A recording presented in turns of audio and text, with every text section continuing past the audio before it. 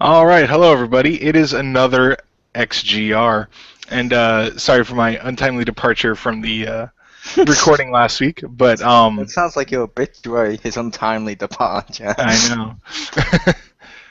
I don't know. Marcus Oh, knows where I live. No one is safe. But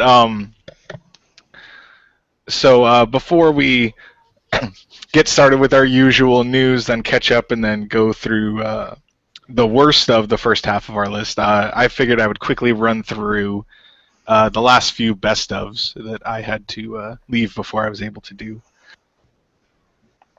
Nice. So Did you hear ours? Because I know you were going to go back on mine. I did. Nice. I did. I went back and listened to them. And oh, I'm trying. Stacy's beat 'em up was funny. I'm trying to remember what. Ultimate Alliance 2, right? Anyway. Yeah, an action RPG is a beat up. You beat up, guys. You beat people up in that game. That is true. And Crazy Taxi from the first half is driving simulator. But yeah. Are you telling me that's not how I should drive? I think we've now understand why your car went weird.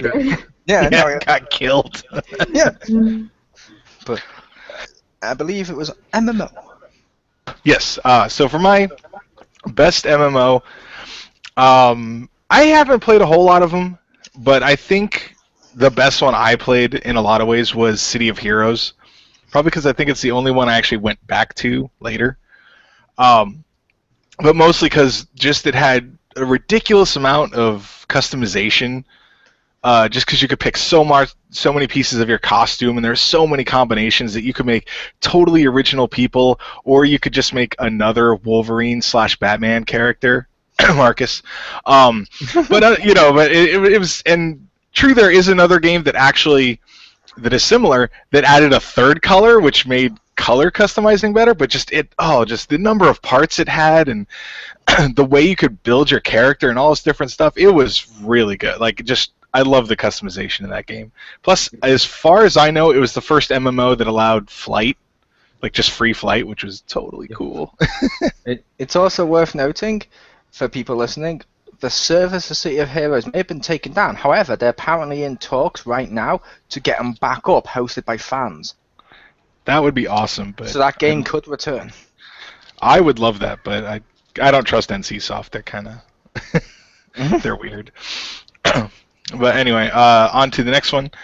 For beat 'em up, Ultimate Alliance 1. Yes. No, I picked Guardian Heroes because even though, well, I do like it more than some other really notable ones in the genre. Guardian Heroes is probably my favorite just because it has so much replayability. Like, you could understand where there were branching paths, but it had branching paths, and you could see where they were, and it had several different endings, and there was like bosses and stuff that you just didn't even see. Like sometimes you'd go through and you're like, oh, I'm going to pick this option, and then you fight one of the final bosses. You're like, I didn't even know this guy was in the game. And you got one unlockable story character, which was cool because she was my favorite to use. But also, any enemy you killed and like the bosses you fight, you would unlock them for one of the most broken 3-on-3 or just like 6-man fighting arena. Like you could pick you could play as the stupid villagers that like couldn't really attack, and you could play as you could play as like a little boy villager. That was funny. You had like the little kid ones. You're like, wow. But you could also play as one of the main characters you play as. He's like a wizard, and he has a little like rabbit, and you could play as the rabbit, and you'd think like, oh, that's really weak. Yeah, but you can't hit him because he's so small. But just the grunt troops you could play as. You could play as like the final bosses, and it was crazy and broken and amazing. And like one of the dudes you fight is like these big muscular. There's like 2 big muscular dudes, and they have like big buff troops. The troops, like literally some of their special attacks are they'll get down and do sit-ups, and like the sweat will damage you. Like it's just goofy. And it's just amazing. Like, oh, I love that game. And they brought it on. It's on Xbox Live Arcade as well. I think that's the only one it's on right now. Hopefully, they bring it to other like on as a digital download, because that game was one of the, it was on Saturn, and it was one of the like 3 games that was stupid expensive because so many people liked it and nobody sold it. Mhm. And I acquired it, I'll say, from a friend. But that game's awesome. So I will stop gushing about that game. And also, well, real quickly, also one thing that was cool about the combat was you had special moves that were like Street Fighter moves. So like you had your 3 different attacks, but you could also, like, if you did a Hadouken, some of the characters would like throw an energy blast or something. You're like, it's like Street Fighter. Is there Anyway. any chance this friend is a small Asian version of Sideshow Bob? No, not at all. It's like this Russian dude. But anyway. Kevin Nash dressed as Waldo.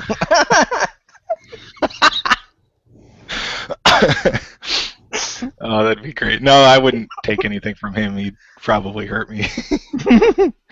I'd be like, please tear your quad. Yes, escape. But anyway. So next for favorite platformer or best platformer, I chose Mega Man X. Even though I think my favorite of the Mega Man X games is not the first one is awesome. And I think I played that one the most. My friend and I went through that game so many times, and it was just really well done. Like, there's a I assume I can mention this, I don't know, but there's a Ego Raptor did a sequelitis video where he talked about it, and like when I watched it, there was all this stuff he was talking about, like how the game teaches you to play, that I didn't even realize. Like I didn't even think of it in those terms, but I'm like, I see that point. The game, without having tutorials pop up every couple seconds like they do nowadays, like, oh, you can jump this gap. Like, it just taught you how to play the game just through good level design. And it had lots of other cool stuff in that series. Well, even the first one. But one thing that was awesome in the first one is you could get a Hadouken. Like, you could actually do this insane thing. It was like go through a stage and quit it like 4 times, and then on the 5th time you went up, and there's a capsule, and Dr. Light, he's like this fat dude with a big bushy beard, and he's dressed as Ryu, like his little hologram is dressed as Ryu, and he gives you a Hadouken. So when you're full power, you do it like you do a normal Hadouken, and Mega Man, he would go Hadouken and throw out a little thing, and it would like one-shot kill anything. It was awesome. Nice. My only thing to that, I'd have to say, with Mega Man being Japanese, as we've made the joke before, technically wouldn't that game be called Mega Man Cross? Yes, Mega Man Cross nothing. Yeah, Mega Man Cross everything. Well, and then best first-person shooter. Excuse me. I had a hard time deciding between 2. But I eventually went with Borderlands 2.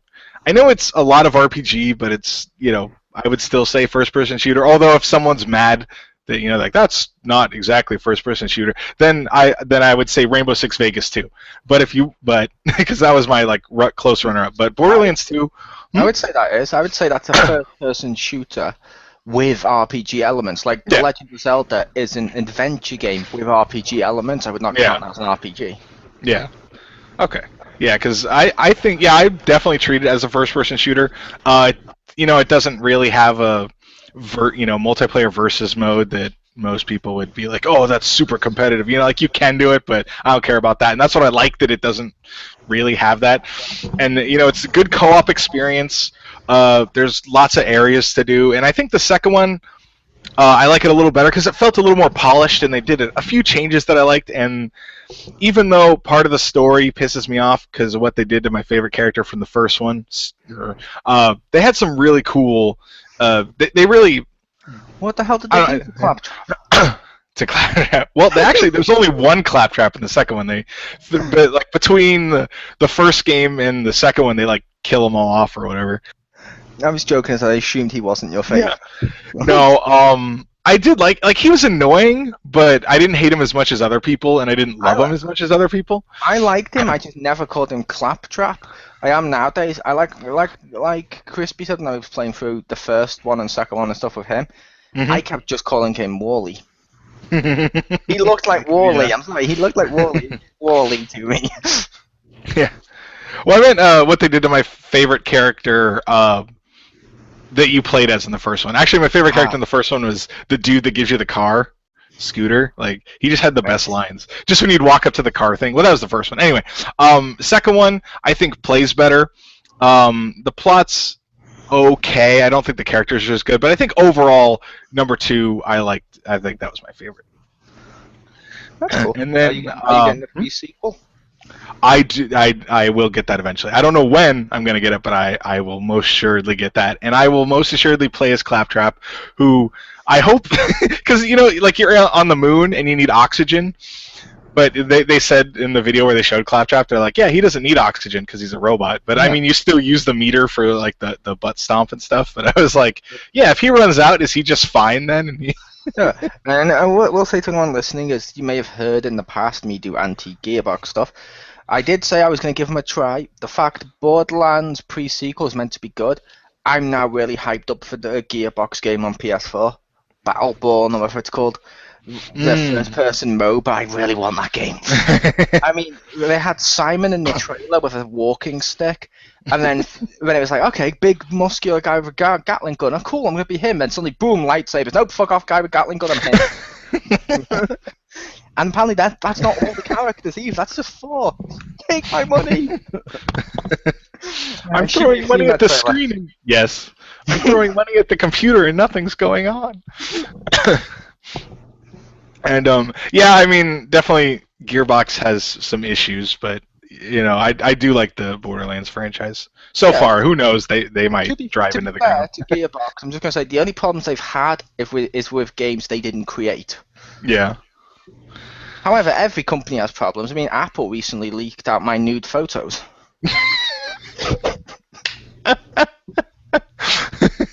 Oh, I thought that was you in a black Spider-Man costume. I had no idea. Yeah.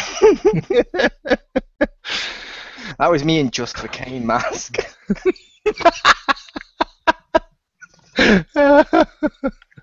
Oh, man. Can't unsee. That's funny.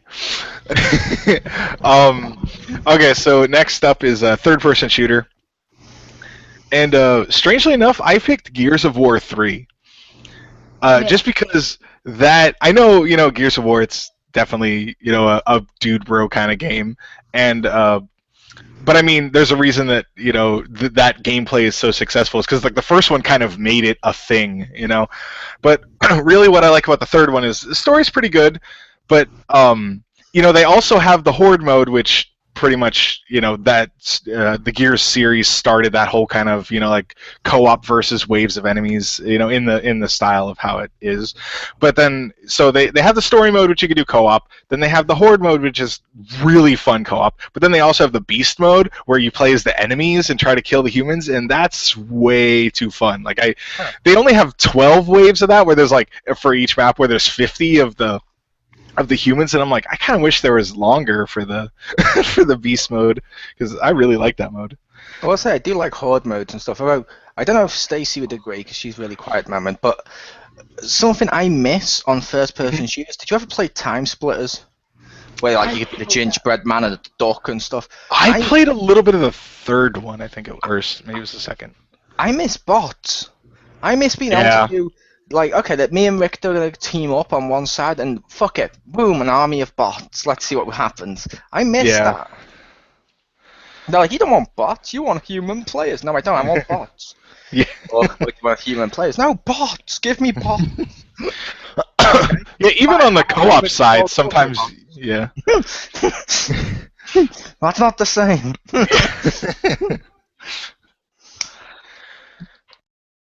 But yeah, so I went with that one. That's a pretty good series. Yeah, I like it. I mean, it's definitely not the most thought-provoking or anything, but I enjoy them. The one I gave it to was Battlefront. Yeah. 2. That's not deep or fuck. It's just, yay, I'm a stormtrooper. Yeah. I'm a fucking TIE fighter. Oh shit, I'm gonna crash. Yay, I'm gonna crash. Then next up is puzzle games. I went with Tetris, because that's still my favorite, even though my wife can completely kick my ass in any kind of versus mode of that game. that game is fun. I mean, I played that on the Game Boy when I was the age my son is. I could still play Tetris today, and you're like, yeah, and you start playing, and you look up, you're like, oh, I spent a half hour, whoops, and then oh well, and then you just keep playing. Like that game is almost timeless. Like it's brilliant in its simplicity. That game is completely timeless, which makes me ask, why the fuck do people keep trying to change that? I don't want Texas 3D World where you have to build a globe. No, fuck that. I want Tetris. Yeah, it's like chess. You there's nowhere to go. Just leave it. Yeah. Just reskin it and call it a day. I mean. Or at the very most, do battle chess. There you go. It still plays Yeah. the same. But Exactly. Like Tetris, as in like Street Fighter characters for Puzzle Fighter worked. Making it 3D where you have to build a globe and it's Tetris but 3D. No, the second you made it 3D, it's not Tetris. It's Jenga. Tetris is freaking awesome. Yeah, I love that game. Even though, to this day, I think Z-Block is my mortal nemesis. I fucking hate those things so much. Like, because you can't make like a lot. You can't make what is it like? You can't make like a perfect block with the Z-Block, and that's why I hate them. It's this weird thing of like, because like all the other blocks can match up with themselves. The stupid Z-Blocks. The curse and bane of your existence. Oh, I hate those things. It's weird to hate an inanimate object so much. It's not even a character. Did you try turning it vertically? Yes, it doesn't save it. But anyway, next on survival, and this was really for me a toss-up between Resident Evil 2 and 3, because I'm not sure which one I like better. I think 3 was scarier, but I played 2 a hell of a lot more. So I wasn't sure which one to give it to. So give it to the HD collection.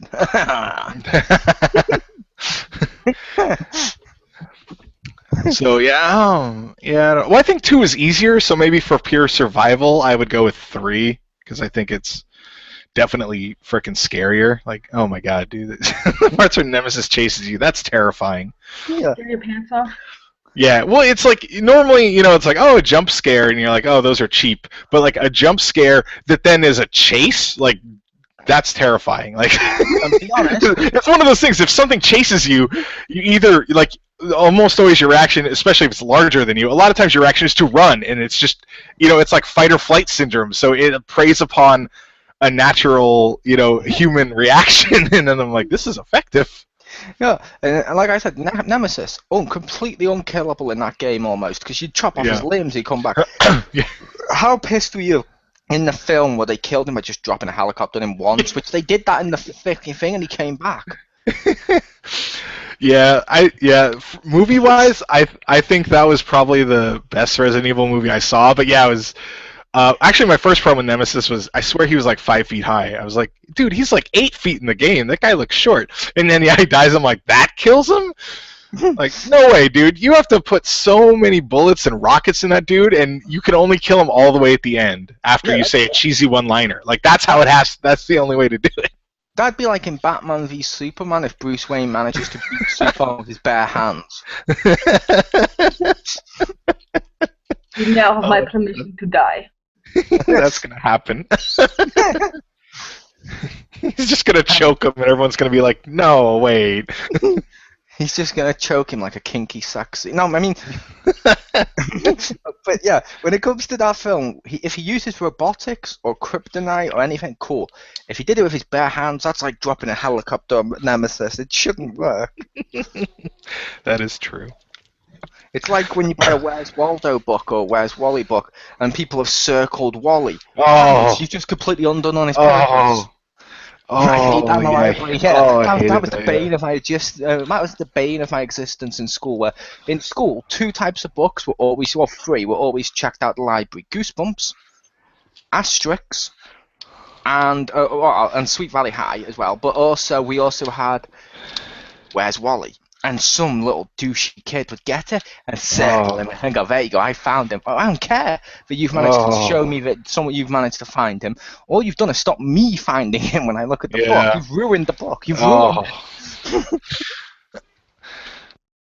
You get the little slip from the back of it, you find out who that kid is, and then he doesn't make it to, to 5th grade.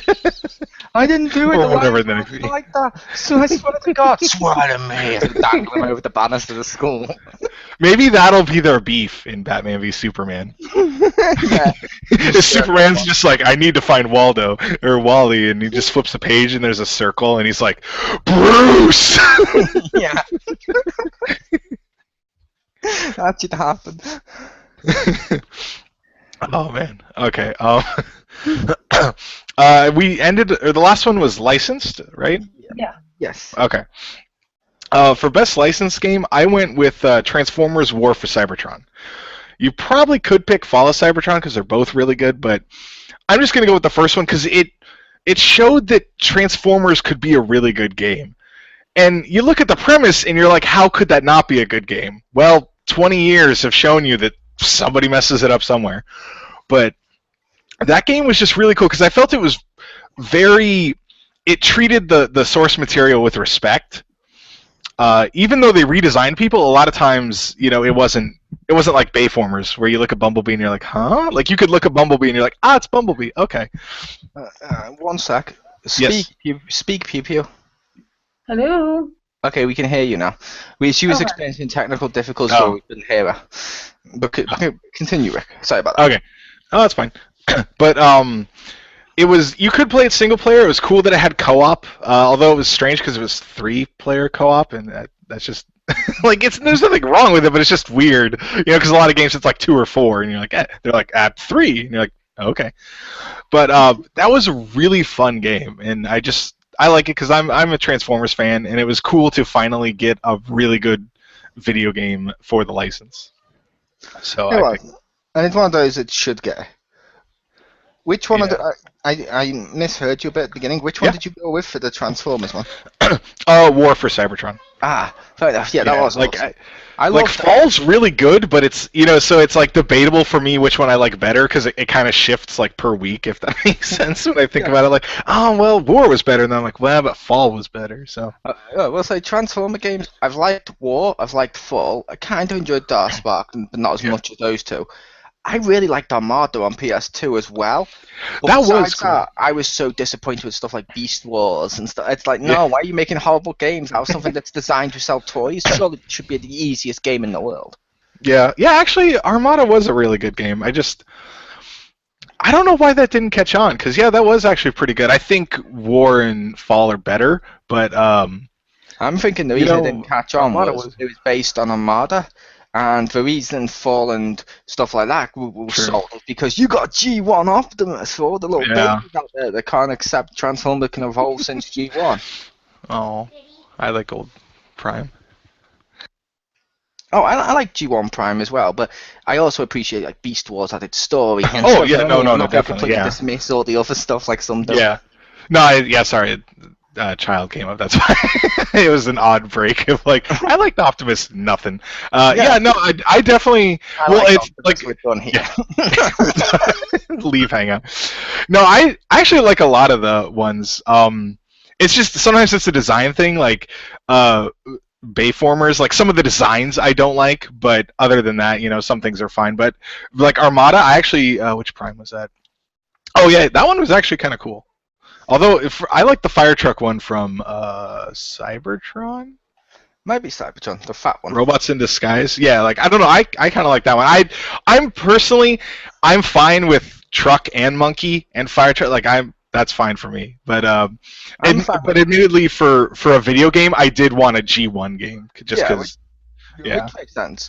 And I'm okay with, ironically, I'm okay with stuff like that. What I'm not okay with is when they all have cars in the Japanese Robots in Disguise and Megatron's a fucking 3-headed dragon, because how the fuck does that make sense? Yeah, there's...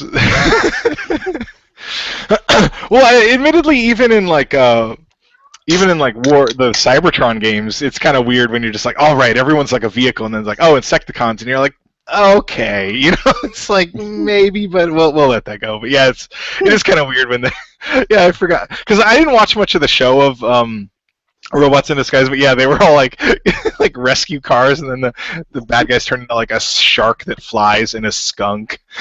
Yeah, and like Yeah. dragon, and I'm like, I can tolerate Megatron as a gun as much as I don't like that transformation.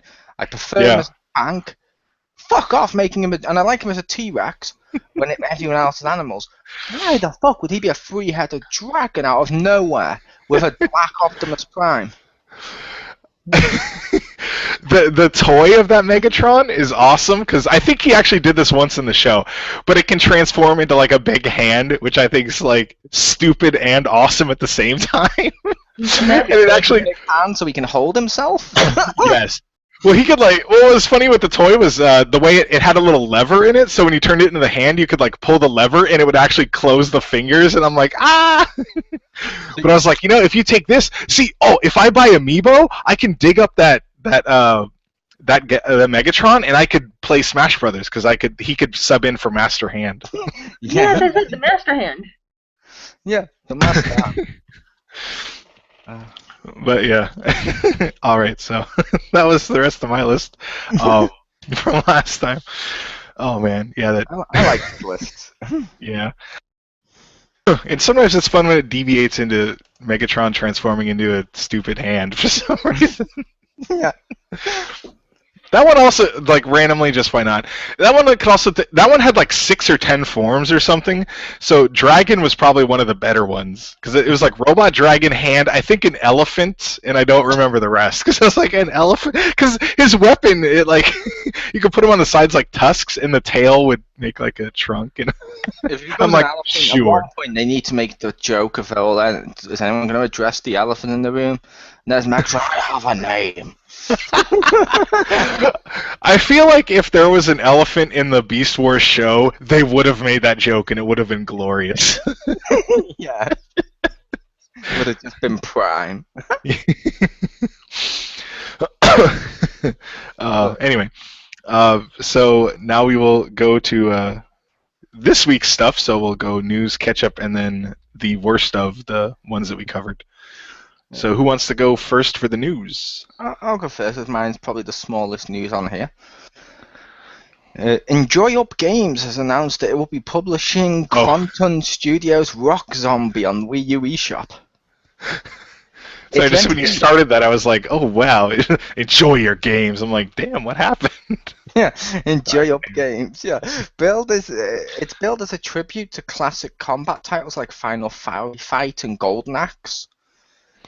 Rock Zombie features 3 playable characters, all members of a fictional female rock group, who have to make their way through hordes of the undead. It would appear as though it's also got driving sections, including the car and the motorbike.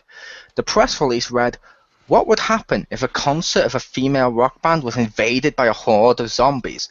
The answer to that question can be found out in this video game, which combines classic gameplay from the arcade Golden Age with modern 3D graphics, featuring 20 levels filled with addictive action, where you will fight all kinds of enemies, ride motorbikes, drive cars, and much more.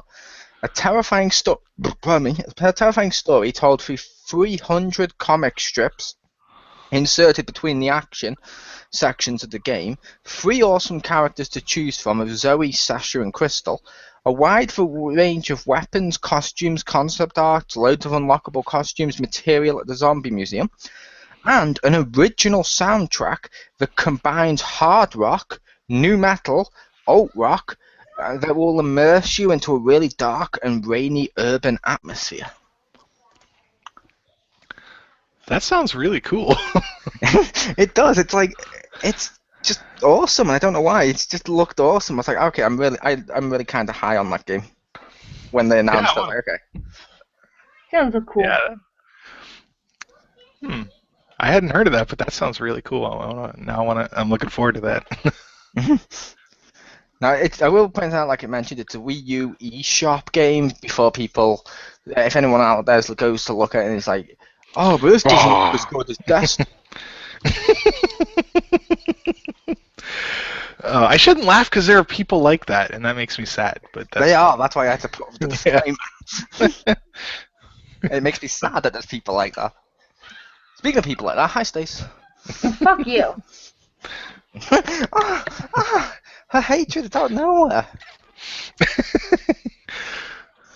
Out of nowhere. All right, so You know what you did. you need to have that cue handy for anyone whenever I make a joke or something. It's like, oh, I don't, why? I wasn't being mean to you. And then there's you with the JR clip. If you despicable son of a bitch, you know what you did.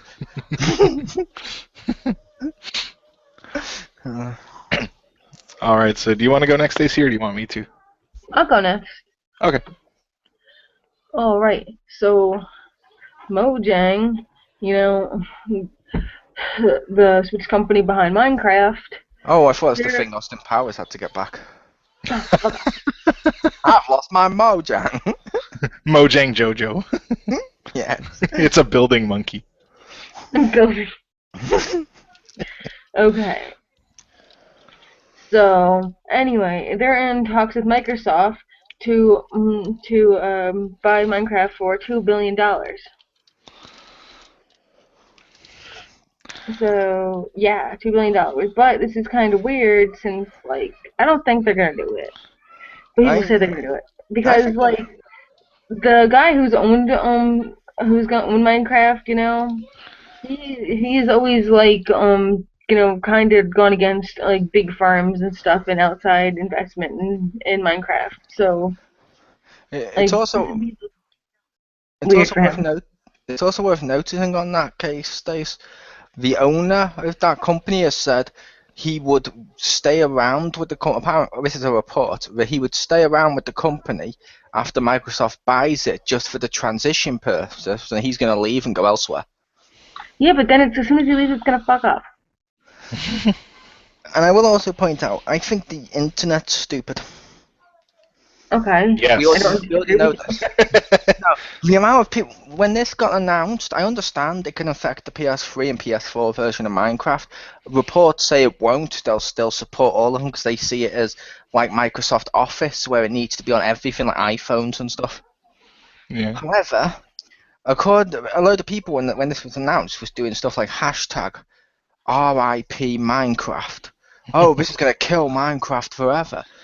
And it's like, wait, how is a multi-billion-dollar company that's famous for taking stuff and making them into massive sensations and the next big crazes and stuff, as all three of the big ones have done with games? I mean, I can understand that, but I think they're jumping the gun a little bit. How is that bad? I mean, worst comes to worst, it's going to be exclusive to Xbox. It's not going to kill the game. Yeah. I think it's just because it's got Microsoft on it, everyone wants to turn around and say, what? Evil. I just thought it might make the game run shittier. How? The two best platforms that it's on is PC and Xbox. I mean, don't get me wrong, it's on PlayStation, iPhone, and stuff too, but those are the two big ones. Wouldn't it make more sense because they're owned by Microsoft for those to run even better because they're Microsoft and possibly get more Microsoft integration with their new features that they bring out? That's a positive outlook. So I'm just picturing Minecraft Office for some reason. I'm just hoping that like it just doesn't like, you know, like the servers start crashing, stuff starts not loading, you have to charge more for things or stuff like that. I'm just always assuming the worst, so that way when it doesn't happen, I'm pleasantly surprised. Yeah, but I just pointed out that the reason I said the internet's full of idiots, in my opinion, is people are only, I don't know if Rick would agree on this, but people are only thinking the worst because it's Microsoft. Yeah. Oh, no. For example, fun fact, in Japan, did you know Batman Arkham Knight, whatever it's called, with the new one coming out, did you know that's going to be exclusive on the PlayStation? No, I did not know that. And yet none of the PlayStation people complaining about Tomb Raider went, wait, what? Well, no, that's still equal. They were just like, okay, cool. Yeah. It's like, no, it's either bad or it's not. You can't just pick and choose. You can't just say, oh, it's Microsoft, it's bad. It's like, I'd use the wrestling analogy at this point if Microsoft has become, in my opinion, John Cena. Only because I've seen people talk on the internet about how, oh, John Cena just pinned someone 1, 2, 3. He's buried them forever. It's like, it's just one victory. That's not what burying means. If you want to see how you bury someone, watch Triple H. I mean, I'm sorry, him coming out and destroying both tag team members of Paul London and well, how was the other guy name? Kendrick. Brian Kendrick. Yeah, Brian Kendrick. I can remember his first name. Brian Kendrick. Paul London, Brian Kendrick. When Triple H came out, pedigreed them both for no reason, and then did a promo.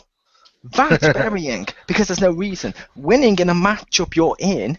Because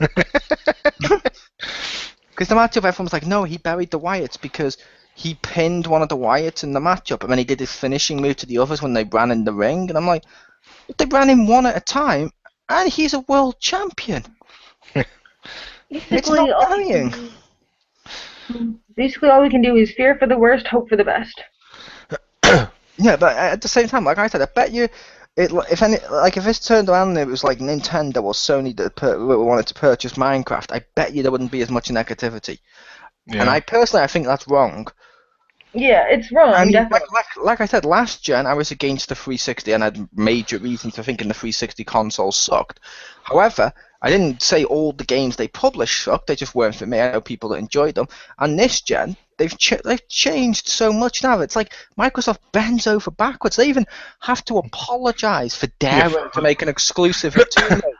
They apologize for other companies. Yeah, they apologize for so much, and they turn around and bend over backwards and give people like, okay, you didn't want this DRM stuff, fine, we've bent over backwards, it's no longer there. Boo, you've gone back on your word, we can't trust you ever again. What? What? Oh, brain! For me, I could see them, this is half a joke, but I could see them still supporting the Sony systems, because I'll just call that Plan B. It's like, well, if you're not going to have an Xbox One in your home, you're still going to give us money. Like, yeah, that's partly a joke, but also highly accurate, because it'll be the same and stuff. Yeah. And I see no reason for them not to support it. It's like, yeah, those. I mean, it's not like if they have it, you know, or if they stopped like supporting it or whatever. It's not like people are gonna be like, well, better buy an Xbox One for Minecraft. Yeah, you know? For Minecraft. But yeah, it's like the only thing I can see coming from this is one, that Microsoft will benefit and make some more money. B, the company making Minecraft will now have more tools at their disposal because they're no longer going to be the small independent firm. They're the big dogs now. Yeah. And it's also the case of I can see possibly like a Master Chief skin. Unless there's already one of them on the Xbox One, I don't know. I didn't look at the Xbox exclusive packs. There'll be a Lara Croft since she's exclusive. There you go. Because that wouldn't piss people off. I kind of wanted to do that just because of like how much internet rage, like. An exclusive just on the Xbox version. If you purchase Tomb Raider, you now get a Lara Croft, a Minecraft skin, and it shows you multiple ones, but only on Xbox systems. Which is the only way to purchase that game because it's not on your other systems. Ha! Just Bill Grater will smile, you mad, bro, and disappears. That's the advert. Is he gonna have pixel tits? Yes. There should be a Lara Croft skin and then Lara Croft with a troll face skin. I know it would be hard to differentiate because of how Minecraft looks, but it'd be great. Huh. I mean, the only thing I say Microsoft have done wrong with companies they purchased, in my opinion, is I believe it's Rare. Yeah. Because what the fuck did they do to Banjo-Kazooie? He's become like, if they purchased him, he became an afterthought. In my opinion, yeah, that's bad. But I'm not going to say all of them will be bad. We've all got cases of stuff like everyone's seen cases of that where a company will purchase another one and then do fuck all with the rights. Yeah. Yeah, it is kind of weird that they. Yeah, but I'm sorry, that may have dragged on a little bit too long. No, that's fine. Rick's news. All right, so Nintendo announced 3 new looks for the 3DS XL. They also quickly stated that these aren't the new ones; these are just new old ones. Which I understand they want to get them out this year, but I kind of feel like just wait for the new ones. Anyway. But one of them is the Super Smash Bros. Edition, which was previously shown, and I believe Stacy discussed that one a couple weeks ago. Price of $199.99 US, available, when is it? Nationwide on September 19th. Oh, that's cool. That's like 2 weeks. And then does not include the game. none of these include the game, which I think is also kind of silly. But then next up is the NES edition one, which actually I think looks kind of cool. Wait, where the outside that doesn't include an NES? What? that'd be awesome. Yeah, I understand why that one doesn't include a game, It should have come, but it's like with that NES remix. that would be awesome. Oh yeah, we're finally getting in the US, or they announced the digital or the disc version of both of them together, and I'm like, yes. Oh, cool. I want that. But yeah, no, I understand why that one doesn't come with a game, but it just, I don't know, it feels weird. Like they did that with Pokemon, like Pokemon X and Y themed 3DS, and you're like, oh cool, it's like, it doesn't have the game. What? Yeah, I feel like the NES one could have. It could have come with like something like a couple of virtual console games built on, or NES one, a NES emulator built on, or not emulator, NES remix. Yeah, that would have been awesome. This isn't the Ouya, this is a port. Yeah. But I think that one looks cool, where the front of it kind of has a Nintendo controller, NES controller on it, and the box looks like a Nintendo. But if I don't know if anyone saw the Game Boy Advance NES edition one, where like the outside, like or Game Boy Advance SP, sorry, the one that folds. But the outside looked like a Nintendo, and then when you open it up, the part with the actual controller, the stuff on it, looked like the Nintendo controller. And I'm like, yeah, that would actually have been a slightly better design, even if they had already used something similar. But it still looks cool. I will say, and I can't state this is 100% fact because I'm making it up as we speak, but I believe the NES 3DS comes with brand new firmware that won't let you start up the game until you've blown into the microphone a few times to make the games work. That would be awesome. I love when they're like, no, that won't help the games, and I'm like, really? Because I have years of experience that say it does. Yeah, I have experience where it did seem to help, but ironically, according to all testing, it doesn't actually help. It can make it worse. I'm like, oh, okay. In my mind, it still works. It still helps. Yeah, that's when I realized science has failed me. Yeah, but the third. That's when it became Pope Richard Hamilton. Or Hammerstein, Pope Richard Hammerstein. Yes. And you have a Superman style Pope hat with your logo on the front. I do. So it's my face, and then above it is the top of my head again, peeking through. Yeah, it's like mind blown. Yeah. He has 8 eyes. Exception. Exception. But the third 3DS XL that they announced, I think actually looks the coolest out of them. It's for the Persona Q game that's coming out, Persona Q Shadow of the Labyrinth. And I should also note that the NES one and the Persona Q one are GameStop exclusives in the US. But this one, of course, as stated earlier, does not include the Persona Q game, but it looks cool because it's like blue. It's a nice blue, and it has picture of it says like Grimoire of the Heart on it. I'll translate it because I don't want. My wife will be mad if I try to pronounce French, but it looks really cool. It's got like a logo on it, and it the way they show it on the box, it's like sideways, so it kind of looks like a book. Or I'm just gonna say it's okay because I know for a fact your wife is breathing and she's a member of the world. Therefore, she's.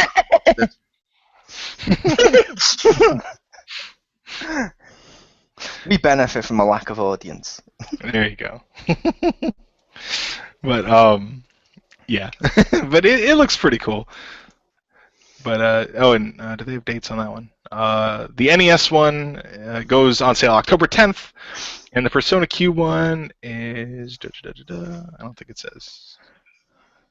I don't know. It just says honor the launch of the game, but I don't think it has. I don't see a date on it. So I have to ask, in WWE 2K15, can we please make you a T-shirt with "Eat, Sleep, JRPG, Repeat"? Yes, I approve of that. Yeah. Is that attire too? Because I don't know if anything's going to replace "That's What Rick Do" for. Yeah, that'll be attire too. You know, when you go face and you need a T-shirt out every week. There you go. But that was my news, so on to the catch-up section. Yay! I'll just state I haven't played anything this week. I don't know what to believe anymore. Your God is a lie. Okay, how about this? I played a game with myself where when I'm drinking a can of Coke, as you can hear me drinking right now, I'll throw it into the recycle bin across the room and hope it goes in. And I measure how many times I can successfully do that within a couple of hours, and then I try to beat that record. Nice. I even have a leaderboard on in my room. And don't worry, just to make it feel like an official leaderboard, the top is a random string of like letters and numbers and shit with a record that couldn't possibly be accurate unless he exploited a glitch within my game. I love that. Why is that always there? Yeah, you always look at the top and it's like, yeah, I beat it in 7 seconds, and you're like, it takes longer to load it than that. Yeah. Not possible. No, it's not possible. Impossible. Yeah, it's like the people with Mario Kart, if you ever saw them. On Mario Kart Wii, there wasn't an exploit where people did. Please don't do this at home if you're listening. But you could wait at you could go around 2 track laps and then wait near the checkout, near the last, like, what do you call it, the finish line. Wait near there until the clock goes 99999, and when it resets to 0, enter through. 0 counts as your time, and you suddenly win the race. That's and hilarious. also get lap times. And I'm like, who the fuck would wait for 99999 to do that? Why? Just play it properly. Because you're a dick, that's why. Wow. I'm not surprised, but I just shake my head. Some people. You're not surprised, but you wish you thought of it. No. No. Well, if I had worked on it, I wish I had thought of it. Yeah, if it reaches 90000, the second time it instantly kicks you from the game. That's what I do. There you go. Or when it goes 99999, have time stop. Yeah. That's what I would think would happen. I think you just stop and it resets to 0, so you could just go through and get a high score because it counts as 0. So it's like, no, that's not what happened at all. You should just stop the clock and say, you suck, get the fuck over the line or get out. Yeah. That's why I will admit, I had done a couple of times when I saw someone stop near the finish line on the last lap, and I realised they were going to do that. I also stopped behind them, and when it got to like 9-9 something, I drove forward and pushed them over the line. Nice. Which I remember. I think someone on there was raged afterwards in the shout box. Why the fuck did you do that? I was going to get the fastest time. I said, yeah, by exploiting it. He said, yeah, but you just ruined my fun. I was like, yeah, you were going to ruin our fun. But sorry, catch up. Hello? Did you want to go, Stacy? Oh. Yeah. Yay. Alright. I played Plants vs. Zombies. It's really fun. It's really just like TF2, except all the characters are cuter. And people play the mode properly. Hey, yeah. And not like 12 hats on people. But yeah, it's really fun. What is it called? The graveyard versus something else? Gardens versus graveyards. Yeah, that's the mode I've been playing a lot. It's so fun. I played Mo a bit on it. That was cool. We were always on the opposite side, so he kept. I think I killed you like once. Yeah, you killed me a couple of times. I killed you a couple of times, but. That was only one time when we did that. Before that, when we've gone in, sometimes we have been on the same team. Yeah. It was just she invited me when her side was full, so it put me on the other team. And also, he wouldn't tell me what, because I wanted to see and find him, but he wouldn't tell me what his character looked like, so I wouldn't target him. Yeah, she goes, well, oh, which one are you? Without telling me what she was, just so she could find me and kill me. I'm like, I'm not that stupid. That'd be like only an idiot would fall for that. Like, I don't know, like I'd be like an idiot on, I don't know, Call of Duty when someone said, "Hey, I'm not infected like you. Where are you so we can hide together?" I wasn't infected. You're the one who fucking infected me. Yes, and you were the idiot that fell for it. I was being nice because I thought we were on the same team and I wanted to find you. Yeah, and I was like, "Where are you, Stace? Because I'm not infected. Like, I need a place to hide. Where are you?" She's like, "Oh," and she told me the exact location, and she just says, "Thanks," boom, needle into her back. And she's like, "Fuck you." That is not very nice. Yeah, but Gardens v Graveyards, Rick, is kind of fun. It's basically the Garden Ops mode where you have to defend your base against the zombies, but players v player. Therefore, more people are playing that because the other mode, which is more fun, you can only really get in that much if you go in as a group. Like, if I could go in there and then invite like you and Stacy, and then we could all play through it. Right. Otherwise, you have to know which difficulty, which map, and a whole bunch of other stuff, and it doesn't really work. Or not work. It doesn't really. Not many people are playing as much as PvP. Gotcha. And that's player v player, not plant v plant. Yeah, it's really fun. And I think my favorite characters in there are probably the support roles. I think I like the plants slightly better. Fair enough. Cool. Okay, so for this week, one of the games I played is Warriors Orochi 3 Ultimate. Oh, I was tempted to buy that when I saw it was coming out on PS4. Yeah, I wish it was cross-buy. I don't know why Koei is like not doing that. But anyway, it's basically a slight retooling, I guess. Well, took Warriors Orochi 3, which came out a couple years ago. I don't remember how many, and added some new content to it. 2.6. 2.6. Okay, we'll go with that. And but so far it's pretty cool. I haven't beat the main story yet, but I like how they do the story, because in the Orochi games it's basically all the Samurai Warriors people and all the Dynasty Warriors people and even some guest characters just basically thrown together in some crazy like alternate dimension. Is one of the guest characters a Samurai Ranger? No. Usually they're other Koei games. Although they do have Sophitia from Soul Calibur and stuff in there, which is cool. I want to get her. I'm like, yay! Because I liked her in Soul Calibur, so it's kind of cool to have her there. Hopefully she's good. Because they had Joan of Arc from... The Bible? No. From from their other... well, yes. But from Blade Storm, that's the game that Koei made that was like during the French-English War or whatever. And they have Joan of Arc, and she was okay. But so I'm hoping Sophitia is pretty cool. But they also have Hayabusa in this one, and Ayane from Ninja Gaiden, and then they also put in, I think Kasumi's in it, which is cool. Because I wanted her in there instead of Ayane, because I always like Kasumi better. I was about to say Mass Effect, but I realised that would be a ridiculous thing to say, so I'll ignore it and move on. That would be cool, though. Yeah, well, I mean, they have one character from another company, so who knows what they'll do in, like, Orochi 4. But, basically the story... They've also got a game coming out on Wii U with loads of characters from a different company. Yes. Oh, that'd be cool. They should, anyway.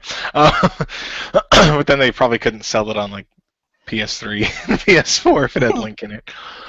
But, the way they do this... Yeah. Ooh, I'd take that.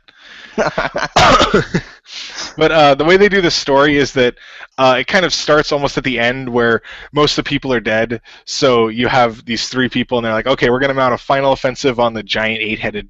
They call it the Hydra, but I assume that's for American people that don't know what the Orochi is.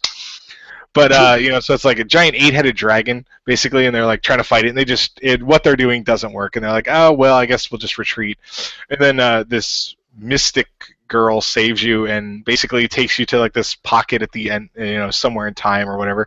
And she's like, okay, well, you're going to kill this thing, so I'm using like your memories, basically, I can transport you to places so you can recruit people to kill it. So you basically jump around time in the like basically the 3 people you have, like any person you recruit, if you talk to them, sometimes like, oh, I remember where things went wrong at this battle, and then that opens up a battle. So you kind of do little battles. They are linked together, but it's like, oh well, if we had more troops, if we had like won this battle, so you jump back, and now that you're there with extra troops, you can turn the tide and save this person, and then they come with you. And I just think it's kind of cool that you recruit people from various moments in time of their timeline. Can I just also point out? Yes. There's been an odd amount of times during this podcast / radio show in which we've brought up a multi-headed dragon. That is true. When you saw it, did you go, oh my god, it's Megatron? No, I saw it and I was like, oh, it's probably the Orochi. And they're like, it's a Hydra. And I'm like, okay, fine. But well, considering well, anyway, but it's pretty cool. Oh, and also different from the Dynasty Warriors games. This was alluded to, I think, 2 weeks ago when we were talking about the use a game with another game engine. In the Orochi series, you get 3 characters, so you don't switch weapons like you do in Dynasty Warriors 7 and 8. But you get 3 different characters, which is kind of cool, and you can do like a triple team super attack and stuff. And I believe if there's 2 players, I think you get 3 separate people, so you basically have 6 people. Like 3 for one player and 3 for another. Please but it's Empires. What? Oh, an Empire. I wish there was an Orochi Empires. They were supposed to do that originally, but they didn't. There we go. Okay. It's Marcus phoning to ask him what his favourite scary movie is.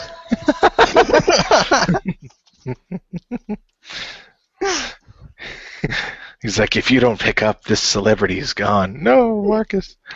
But oh, it's Andy Dick. Okay, I'll go back to the recording. Yeah, pretty much. Oh, poor Andy Dick. If he listens to this, he's just gonna be like sad face. I'm that one loyal viewer, sad face. He's like one of the few people that watches and listens to our stuff. He's like, wow, these guys are dicks. Yeah. Yeah, that's what I played this week. So why don't we jump into the worst games ever side of our list for the first half? Yeah. So first up is worst game ever. And who wants to take that out first?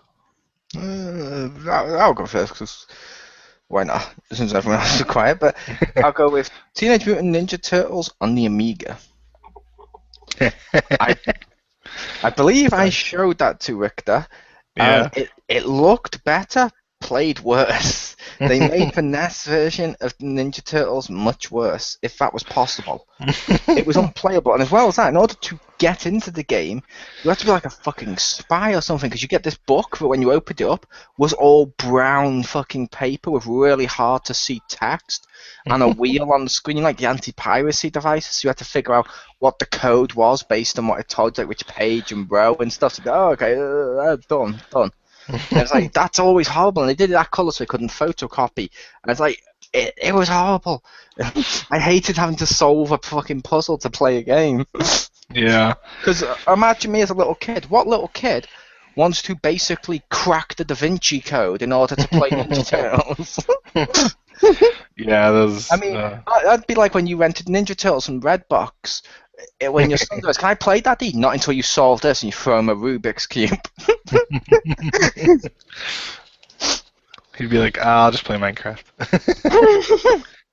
You want to play Minecraft? Not till you've solved this, and you find a different puzzle. Why are you doing this? Because I had to go through this. Yeah. Oh. I understand why they did that, but God, those were horrible. Trying to do those things. I understood that, and it was even harder as a kid because it was like one slight mistake. One slight mistake, you have to do it all over again. And playing the game, I mean, I don't like it now, but at the time, I'll admit, as a kid, I liked the 80s cartoon. But it was a case of I wanted to play through it, like how I watched the show. And when you actually when you actually solved this code, you cracked this fucking Da Vinci code or the Enigma. You solved the Enigma code, went into the game, and then how you were rewarded with the worst Turtles game ever. Or the worst game ever, too. And like I said, this is our list of favourite and least favourite. This game just let me down so fucking much when I went to go into as a kid and stuff, and it's like I still have resentment towards it. Even today, I want to find the guy who made that game and put that code in there to crack first. I want to go to him, you like making kids to solve puzzles and shit like that, just in order to have a little bit of fun, yeah? Fine, kidnap him and recreate Saw. There you go. Come on, it's fun to crack puzzles, right? Go on, chop off your leg to get the antidote. Nice. There you go. Maybe that's too far. Not far enough. Are you Bat-Dad I keep seeing on YouTube? I don't know if you've seen that video. I have. Those are awesome. Hurry up, we'll wait for the boss. He's running down the road or something. Julie, I forgot the milk. Yeah, and I saw him go, your vegetables are no dessert. It's like, what the fuck is this? But yeah, that was my worst. Over to whichever one he wants to go second or third. Oh, second, technically. Second or third. I'll go next. Yeah. Okay. Okay, mine is the floppy disk game Mario is Missing. I don't know, has anybody else played that? I have. I believe so, yes. Oh, Wait, so shitty. It's like a really, really shitty version of Carmen Sandiego, and I paid like $2 for that at like a store, or like I don't know even how much. I will say. I was like, well, I don't know. I don't know how old I was. I'm gonna say less than 10. Yeah, I will say we had that in the schools in my school when we had that, when it was on the computer. We had that. That was like the third most played game on there. It was so shitty. Second was Lemmings. First was Pod. Lemmings was better. This is shitty. This is like a really, really shitty Carmen Sandiego game, because at least I could get those. Here, it's like, what's the random like height of Mount Everest? By the way, go type in your answer. Like, what? I have to say, that's a game. Multiple choice? Can you give me a hint? Or like, it was like the randomest fucking questions, and like, I'd have to like Google all this shit to look it up. Even though I probably still wouldn't get the... But yeah, like I said, I agree. It was bad. I just remember being on school and I was playing it. Like I said, the first one was Pod, if you remember that, Rick, or Stace, if you had that in school. Of Pod can run. I always used to love Pod can pop, and he just fucking spontaneously combust. We had Math Munchers there. That's the only thing we were allowed to play in the computer lab. Oh man, we had Oregon Trail and Carmen Sandiego. We had Oregon Trail. With the way you had to kill the buffaloes and stuff. Yeah. I kind of like that. We didn't have Carmen Sandiego, sadly. Mm. Yeah, but like, oh my god. And it just looked terrible, and I just, like, you think a game where you get to be like Luigi or whatever would be great, but it's not. It's terrible. And years later, you said the same thing with Luigi's Mansion 2. No, Luigi's Mansion was like, I like the idea behind it. It's just so much hand-holding. I just wanted to tell the dude to fuck off and let me play the game. Fair enough. What's Because your all list, the concepts were great. It's just like, leave me the hell alone and let me play the game. Yep. Yeah. Okay, for my worst game ever, there's probably something worse I've played way back when, but I don't remember it. So worst one in recent memory would be Page Chronica on it was a downloadable game on PS3.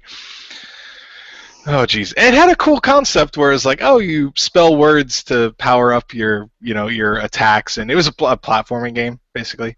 But it was like, oh yeah, you can spell words and power up your attacks and all this other stuff, and it was cool because it gave you a double jump too. But when you base your game around double jumping, and like that, there's a lot of the platforming parts that you can only do with a double jump, and you have a time limit based off if you spell a word, and you have a time limit in the game, so like you can't just wait around and be like, oh, I better fill it. Like it was just Like, good concepts just done so freaking terrible. Like, I seriously had it where there's a part where you have to like keep jumping or whatever, and I'm going, and my double jump runs out in the middle. So it's like, oh, fault. There you go back to checkpoint. Like, oh, that was cool, I guess. Oh. We'll say the concept for that what you just described sounds awesome. It sounds like Scribblenauts meets Mario, but it sounds like yeah. Look, concept's awesome. You know, you're like, oh, like spell words. Okay, it's neat, but no, it's the concept was the only good thing about it. So I wouldn't recommend anyone play that. So purchase it now. Yeah. I don't even remember how much it was. Anyway. So category 2, storytelling. So what is the worst storytelling? I went with Injustice on PS3 because they talked up this story and how great it was going to be and how it was going to intertwine with the entire DC universe, and it really didn't. The story was basically, oh look, what if Superman killed Joker and now Batman's the only one that can stop him? So it all revolved around Batman. And then at the end, even when Superman gets redeemed, it's still about Batman. And I'm like, that's not that good. I didn't want to buy Injustice to just have Batman a story. And some of the execution with the story, like where they randomly put some fights and sort of stuff like that, it was poorly executed to the point where I was just really disappointed with that storytelling. So that was mine. Right. Over to Pew. Stacey?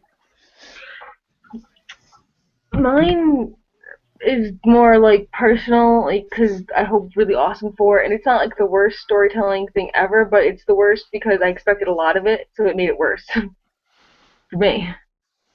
Like, you ever played Bioshock 2? The story in that was like fucking retarded and didn't need to exist. Gameplay was amazing, but like everything everyone said, nothing fucking mattered. Pretty much, like, it was just like, hey, fuck around and do shit, and we're gonna pretend that things are still going on and blah blah blah. Like, it was amazing. I wish that it had like a decent thing to go with it.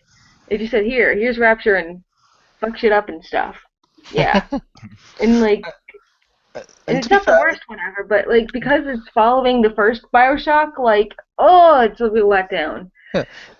And to be fair, you're allowed to do like you said then with the not necessarily worst, but just the most disappointing. I think that's all of our lists is just personal favourites, personal least favourite. None of these are actually going to be critically worst or best. Because I love so much about Bioshock 2. Everybody says Bioshock is shit because the story is shit. I'm like, you know what? You're right. The story is shit, but the game itself is not. Like, it has so many like good things about it, like and stuff, but the story is just awful. It's terrible. It's like the worst story in like for like a game sequel. That was the first one was great.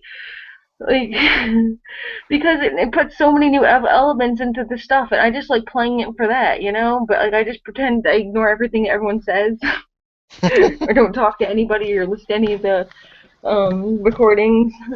But like it had a great Jim like with Xpound. Yeah, Nice. It had like great defense stuff when you had to like get the little sisters, and you had like your whole like because you could make like a whole perimeter and. Like, it was like a little tower defense or whatever. You set up your whole perimeter and destroy everybody for like a set amount of time. Or you find more little sisters, or you get to be the big daddy, so you get to use like a combination of like your drill and like the plasmids, and it was all really cool. It just like, you don't really give me a reason to use it. Like, why does any of this matter? Yep. Fair enough. For mine, I went with Metal Gear Solid 2. Just because, I mean, the game itself is fine, but I think the storytelling is pretty bad in most of Metal Gear Solids, I'll be honest. But just 2, like, you know, you start out Snake and you're like, all right, and then it switches over to Raiden, and you're like, nobody wanted that except some stupid girl in Japan that ruined it for everyone else. But, you know, and then it shifts off to him, and then you find out that all you've been doing was a simulator, and then you fight, like, the third clone that's the president of the United States with Doc Ock arms, and like and you're just like, what the hell is any of this? Like, I mean, there's some cool bits to it. Like especially where they do stuff like breaking the fourth wall, and which they've done in some of the other games. And there's some cool parts, but just overall, it's really confusing. I mean, people have to people beat it and then have to go online and be like, okay, what was going on? Because nobody knows what's going on in any of those games. Can I just go on record saying I fucking hate Raiden? Yes, I do too. So yes, of course, you can go on record and say that. Yay! Fuck Raiden. And That's Stacey. right. Ugh. I'm kidding, There's Stacey. no We're reason. We're kidding. So next up is action game. My one? Resident Evil 5 on PS3. I'm sorry, you should not turn Resident Evil into pure action. I didn't like the amount of action in the fourth one. This was even more over the top, ridiculous. And it's like, this should not be an action game. This is a survival horror. You've taken it and you've turned it from basically a film like, I don't know, Freddy Krueger, the first Nightmare on Elm Street. It's like survival and they're trying to avoid the enemies and stuff. And you've turned that into the Resident Evil movies. No. No. Fuck you. You ruined the franchise. You killed the franchise. You son of a bitch. You know what you've done. Back in the corner, Capcom.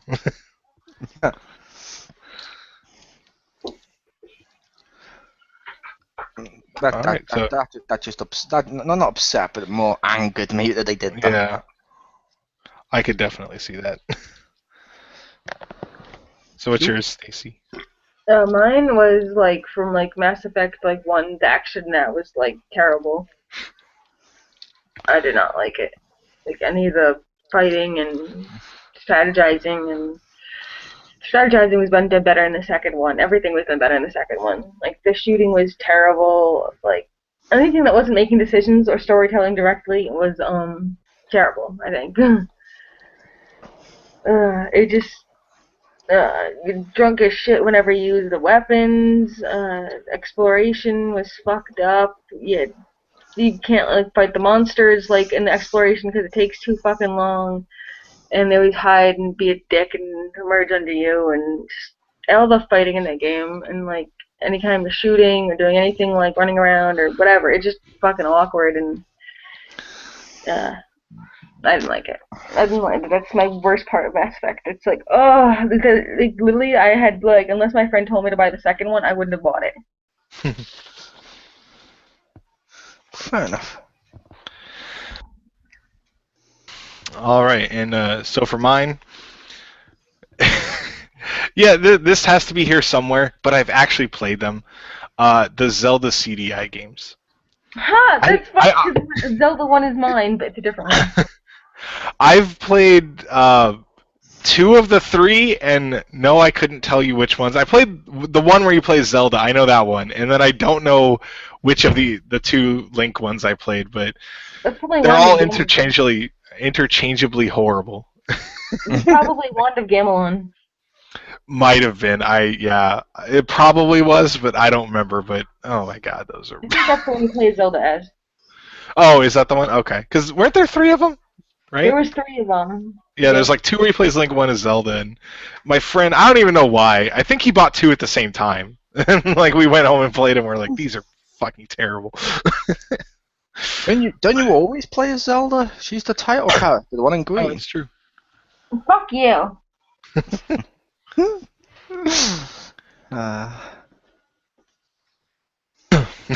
But yeah, those. I mean, there's lots of places you can see how bad they are, but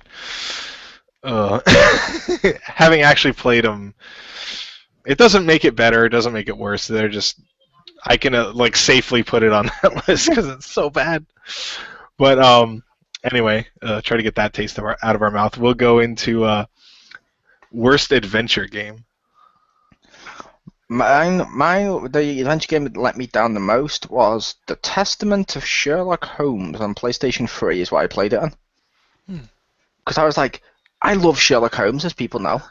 I like Sherlock Holmes. I like some of the mystery stuff. I was expecting, and this is before the game came out, but I was expecting more like Murdered Soul Suspect. What I got is a game that when you touch the right stick to rotate the camera, it spun the fuck around like The Exorcist. The controls were fucking sloppy. The clues stood the fuck out to the point of, how did anyone miss this clue? It's glowing and right there across the room. I can plainly see it. Like you've ruined Sherlock Holmes. Congratulations, you've almost ruined Sherlock Holmes as much as the shitty fucking idiot box version of it called Elementary is for all the Americans. I think Watson should be a girl. Fuck all of you and fuck the creators of this game. Can I ask you a question for that game? Does he have like Sherlock vision or something? That sounds like that's the only thing that would make that worse. Is where are all the clues? And you like hit a button, it's like Sherlock vision, and that's what makes him glow. It's that like, would be pretty terrible. Yeah, I mean, he doesn't even ejaculate in this bit of game. In case any of you are wondering, if you're hearing that sounds weird. Ejaculate used to mean to basically explanation out loud, and if you go back and read some of the Sherlock Holmes books, there are points where he mentions, "Watson, I just ejaculated." Fucking hilarious.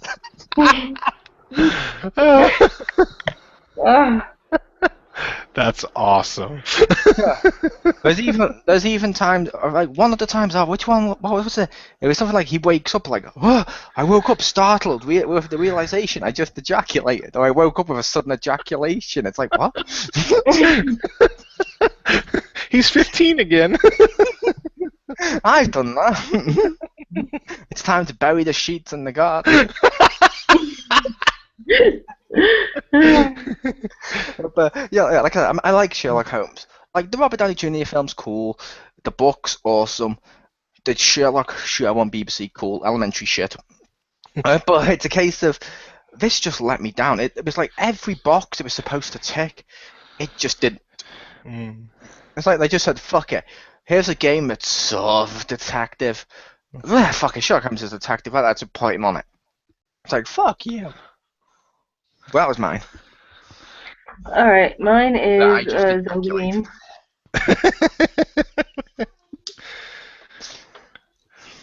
So mine is a Zelda game, and Mole probably sure already know this is coming. He knows what game it is. Guess what game it is? Mask of the Majora. No, I like that one. I'll assume you're probably going to put Spirit Tracks or the Phantom Hourglass. Phantom Hourglass was not good, but Spirit Tracks is terrible. It is. It's the Sunshine of Zelda. I love Sunshine. Fuck you. Don't worry, we'll mention Sunshine later. Yeah. Fuck you. No, just die. Okay. Anyway, so I really, really hate Spirit Tracks so much. Like, I don't know why. Like ever since I guess he had a boat. Wouldn't it be cool if the boat was like a train and it was annoying and you wanted it to die or you wanted to kill yourself every time you heard it? Like, wouldn't that be fun? And like Zelda, she's such a stupid bitch in this. Like, I hate her.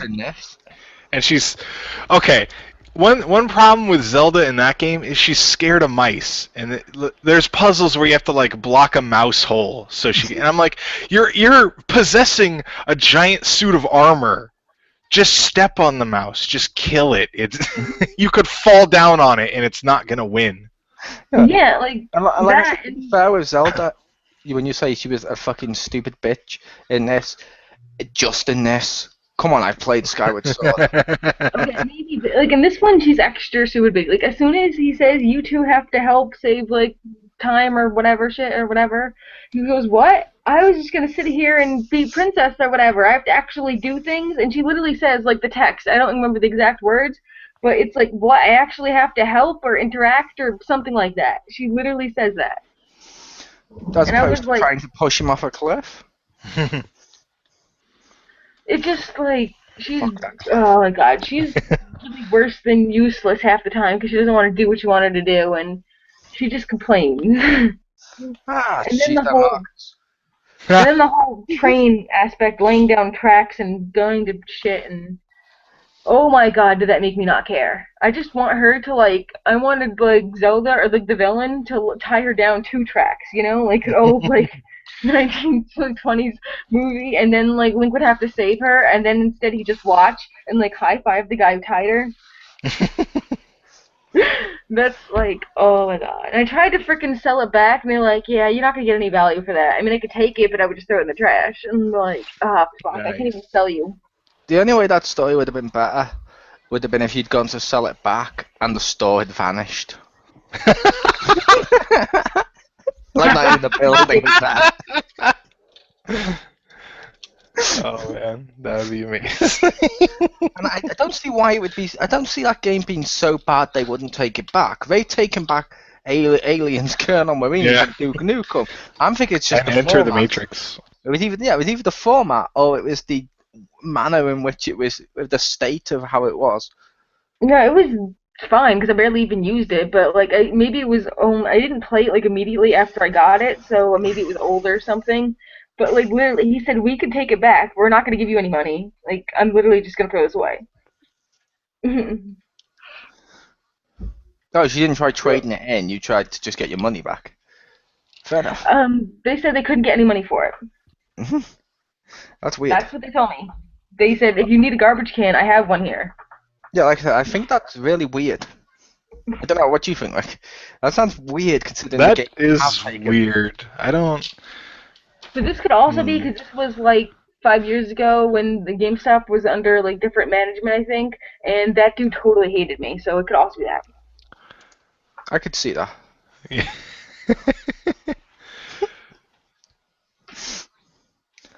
See, now I want to go. I'm going to try and look up how much you get back for that game. Now you have me curious. What have you done? No, it made him turn into Jim. He's evolving. Well, I don't know. Just I've had sometimes where they're like, "Oh yeah, you'd get a quarter for that," and it's like, "Oh, okay, never mind." But I've never had "No, you wouldn't get anything." Yeah, or tell them hold a fucking bin near you and say, "Here's a bin, put it in here." I mean, I have when I worked there. There were some games where if it was really scratched up, it's okay, well the fee you have to pay is greater than or equal to what the game's worth. So yeah, you wouldn't get anything for it. But the DS cartridges were those things are really rugged. I don't. I can't imagine. Well, I guess I could, but without a small child involved, I don't know how it would be so messed up that he would be like, "No, we can't take that back." I think he was extra pissed at me because when I pre-ordered, what was it? I don't know, maybe before this, because when Bioshock 2 came out, I pre-ordered that, and he gave my pre-order to some old lady and gave her the poster that I was supposed to get, and that pissed me off, and I yelled at him a lot. But I don't know if that was before or after that. What's Richter's worst adventure game? Mine is the original Fable. What? For Xbox. I like that game, but it's I thought it was going to be an adventure game. But it's just there were good parts of the game, but it was so limiting. I thought it was going to be a third-person Skyrim, but it wasn't. It was you go to a room and it's oh, we're in the forest now, and there's a preset corridor you walk down. I'm like, oh. And it just I was slightly shocked by that. Oh. Because of what those games count as, was that action and adventure. I thought this was Zelda CDI as well. What? You think this is a better adventure than Zelda? What? No, I'm kidding. I'm guessing. Yeah, I don't know. I was saying. No. No, not at all. Well, the problem is I actually do like Fable, but it was really disappointing because I thought it was going to be more adventure, and I classify it as an action RPG, but I thought it was going to be adventure, so I guess. That's why, but yeah, I don't know. It's not bad, but like I said, it felt like there was no adventure. Yeah, where people are mad about Colonial Marines, how it's oh, it's just a corridor shooter. Well, this was a corridor action RPG. I guess I don't even think that's a category, but although I did let you eat pies till you became like me in real life, or drink till you vomited. That's true. You can also become evil by punching windows. Yeah. I just remember that game. It's I understood because I felt they were trying to do the BioWare style games at the time because it felt like it was trying to be nice to the old public. Okay, I understand it for the older public where where he becomes evil, so he starts to get like Sith skin. How did it make sense that a normal human became evil and now he grows devil horns? I'm like, the fuck's going on here? At least that's what I felt. I may have misunderstood the story. You get like a halo if you're good. Yeah, I'm like, well, I understand symbolically, but I don't think you'd actually. Okay, whatever. Yeah, I'm not dead. Or Super Saiyan 3 Goku. Yes. Super He's Saiyan not family. dead yet. Yeah, but like I said, I can understand. I can understand that because, like you said, it let you down. Yeah. Makes sense. I don't. Like I said, I did like the game. I don't think it was bad, but it was a letdown. So I'm gonna put it there. Yeah, but I understand because this is our personal least favorite. Yeah. And so next up is worst RPG. And like we just mentioned, a game that really let us down and was really personal choice. Knights of the Old Republic 2. What the fuck was that? Oh look, there's a part where you get to go back in time and meet Revan, which you were from the first game, but now he's completely in clothes he never wore, just so he can disguise his face, so you didn't play as see your character, and the story's all fucked up, and the gameplay's all over the place because BioWare didn't do it, and someone else tried to make BioWare game. Ugh. Knights of the Old Republic 2 is so fucking shit. That's the one Obsidian worked on, right? It might be, yeah. Which I find funny because it's like, yeah, I mean, I played it some, and I didn't dislike it as much as you, but I will agree it was not as good as the first. I just found it funny that like Obsidian worked on a sequel, like BioWare made it, and they're like, oh well, I guess we don't want to work on the sequel. Make Obsidian do that, and then they did that with oh crap, I just forgot the game. Oh, Fallout 3. Like with New Vegas, like let Obsidian do that. I guess they're like they're the studio that makes the game that's not quite as that really good game. Yeah, that's like their official tagline. No, I'll admit, the only reason it annoyed me so much is because, as you heard last time on the recording, Knights of the Old Republic got my best RPG and favorite game of all time, and storytelling stuff. I just loved the first game so much, but when I played the second one, I was expecting, yes, it's going to be like that. I'm going to relive the joy I felt when I did that, and instead it felt like I was watching someone punch my child. So over to Pew for worst RPG. Okay, Final Fantasy X-2. Did you say Final Fantasy Dance Hands 2? Wait, no, what? Final Fantasy X Part 2 is one where they pretty much just play dress up and run around and... Yeah. There is dancing in that. Uh-huh. Yeah, it is. There's that pop number in the beginning. Yeah, and then it's again... with the drum set. Yeah. And they also thought, because you want to hear the song over and over, it was a whole freaking class. You know, song dancer, in case you haven't got enough of it, you know, because you just love her song. You know. Yeah, you got to hate it when something plays one song over and over again. And you know what another thing really did? Everything is great when you're part of a team. But another thing that pissed me off was there were classes that you literally couldn't complete in one playthrough. Like, they just, like, The Alchemist, I think, took like 99999 like experience to like level up or something. So I think over like 3 games, I managed to like max her out. Nice. Like, I'm like, oh, 3 games, I finally leveled up 1 fucking class. Like, Nice. Well, I would argue, would that count? What do you mean? Would it count? Because of what our next reward is. Oh, well, next word I have a different one, which is even worse. It's closer than to Crazy Taxi. Fuck it, we'll throw it though. Yeah. I've given up trying. For 10-2, I will admit, I played that game. I didn't think it was terrible, but there was definitely dumb crap in that.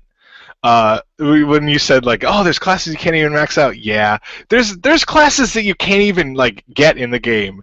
That the official strategy guide was like, oh, you pick this option and you might get it. Like, because they're like, for one of the classes, like literally the strategy guide was like, okay, here's the 4 things you need to do, and basically if you screw up any of them, you won't get it. Well, even if you follow that list, you won't get it. And the problem is you get it so late in the game that you like if you reloaded from before you made those or before like the whole start of that list, you'd lose like 20 hours. Like, freaking stupid. Yeah, and there was like a bunch of shit you'd have to get. There's like things in that game where like, okay, like let's just say there's 8 chapters or something's probably like more. But there's things like in chapter 1 that if you didn't talk to like one NPC and make one choice once, in chapter like 15, this guy was like, no, you don't get this quest to get the costume because you didn't say hi to my brother in like 5 years ago in like freaking chapter 1. And Yeah. like, why is that a thing? As I say, I hate I hate those fucking namings with the Final Fantasy. Oh, it's a sequel to 10. Oh, cool, so it's 11. No, it's 10 too. What? 10-2. That's not a thing. I mean, you wouldn't see that in like fucking movies. Like, you wouldn't see, okay, Disney's now owns Star Wars. They're gonna go back and make Star Wars Episode 5 too. You wouldn't get that. Yeah, that game was. Well, I suppose it kind of counts in films with Rambo First Bloodbath. Also, I really hated Riku was one of my favorite characters, and I hated the costume they gave her and turned into a giant skank, like a stupid like. Yeah, that was weird. It was really weird. She had the coolest costume because I want to cosplay as her from 10 because her freaking costume was awesome in 10. But like now she's like some kind of like beach bum skank, and I'm like, what the fuck is happening here? Can I just say, I don't know if that's a made-up Japanese name or if it's an actual Japanese name. I'm not going to try and cause an offense with that, but what the hell is up with Square Enix? What? Isn't that the exact same name as the emo dude in Kingdom Hearts? Yes, it is. That's why when you said Riku, I was like, oh, okay, I expected a guy. And then when you say, yeah, she started to dress really sluttily, I was like, wait, what? No, but like her name has 2 Ks in it. It's still confusing. It's totally different. It has a different one extra letter. 1 K is guy, and 2 Ks is a girl. What I thought was weird for 10-2 was also that they like added a character when they made up Pain, which is she's also stupidly named. But it's like, oh well, we had another girl in the other one, but we're just gonna make her pregnant, so you get a new girl that we're just gonna shoehorn in. It's like, oh, and that fucking gets me off on another thing. First of all, if you're pregnant, you can't be a freaking size 0, okay? Get a fucking pregnant belly. 2, you have 2, okay? If you have a boy, why the fuck would you name him Vidina? That's not a boy's name. Riku's not a girl's name either. This is Kingdom Hearts shows you. The whole naming system is fucked up. Vidina is specifically a girl's name. It even has the girl affiliate A at the end. Like, why? And they took like a week to name it too. They took like a week and a half or like 2 weeks to name it. What did they call it during that? Like hey you, offspring. Like, fetus. It took 2 weeks to name the fucking thing, and then they come up with that shit. They called it fetus. I think they just kept saying names, and whenever and the first one it responded to, they were like, "That's your name. That must be it." Well, that baby is retarded, and you should kill it. I'm Probably. sorry. Have another one and get pregnant this time for real instead of like secretly adopting and pretending you're pregnant. Retarded. Based on the fact of how you said she gave birth of a size 0, I'm pretty sure if you were like compact into like a fucking like shoebox for like 12 months or 9 months or whatever, so I guarantee you when you came out, you'd probably be more retarded than usual. You know, she probably kept the baby in her breasts, you know? Because those could certainly hold the baby. Direct source to me. That's where she stored the baby. Fucking ridiculous. What's yours? Alright, mine, you can really take your pick of any of these, but any of the like old wizardry games, or like more contemporary ones like Classic Heroes. Holy crap! Sorry, I expected Mass Effect too. That was most disappointing, but that's. No, I think with these games is. At least I played more of those. Like the old wizardry games, I know some of it is, the limitations at the time, but like the newer ones, they're just like, oh, well, people liked it back then, but there's a reason shit changes. Like there's just so much dumb crap in there. Like they're rarely balanced. Usually it's like, oh, well, in this this level of the dungeon, yeah, you can kill most of the monsters, but over in this corner, there's ones that are twice as powerful. But you'll find that out, won't you? And you're like, what? And just other dumb crap, like when your person's dead, you you have to like go resurrect them in a church, and there's like a chance it'll work. No, fuck you. If I'm paying money, it works. I didn't put like 20 hours into a character for you to be like, oh, sorry, they're Ash now. Oh, that's cool. Good thing I saved. But and So you mentioned the church thing. Yeah. I was just thinking of Destiny. Well, it's like, oh, here's some level ones, and you go explore like the cave next to it, and there's like fucking 30s or something, like blah, just killing you. Like their numbers are off the charts. We didn't know what they were, but it's still like, what the fuck is this? There is stuff like that, and also there's like you have a formation, so there's like a front row and a back row, and if someone in the front row dies, it automatically will bump, someone from the back row up, like they'll move up a slot, and I'm like, no, my mage needs to stay in the back row. I don't care if there's a corpse in front of her. She's not going to jump in the front row. That's not where she belongs. She has 12 hit points. Like, she'll die. Wouldn't that also make her really retarded too? Yes. I saw someone die there. I'm going to step where they die. Yes. Well, I know the ammo can reach. It's just like, for me, my wife loves those games, and that's fine, but I hate those games. Like, she grew up playing them, so I can understand. There's probably some stuff I play where people are like, "Why would you play it?" Like, "Oh, I used to." Like, like grinding in games. Sometimes you're like, "Oh, well, that's how it used to be," and you just kind of get used to it. But those wizardry type games, I don't know how they became popular. I don't like them. Fair enough. So next up, we have JRPG. My worst, which I don't know if this is actually going to make it. I don't know if it's 100% counts. Boo. It is based on a Japanese property, and it was made by Bandai. I think it came out in Japan first, so it does count. I went with Dragon Ball Z Boo's for Fury on the Game Boy Advanced. I loved Legacy of Goku. I loved Legacy of Goku 2. Boo's Fury was like, and it's meant to be a sequel to those. It was like, the fuck? You've even changed the fucking title. What the hell is this? And it just didn't feel the same. Everything just felt, you know what I mean? It just felt off. Yeah. It was just one of those games where it felt off. It just really disappointed me as a fan of the other two.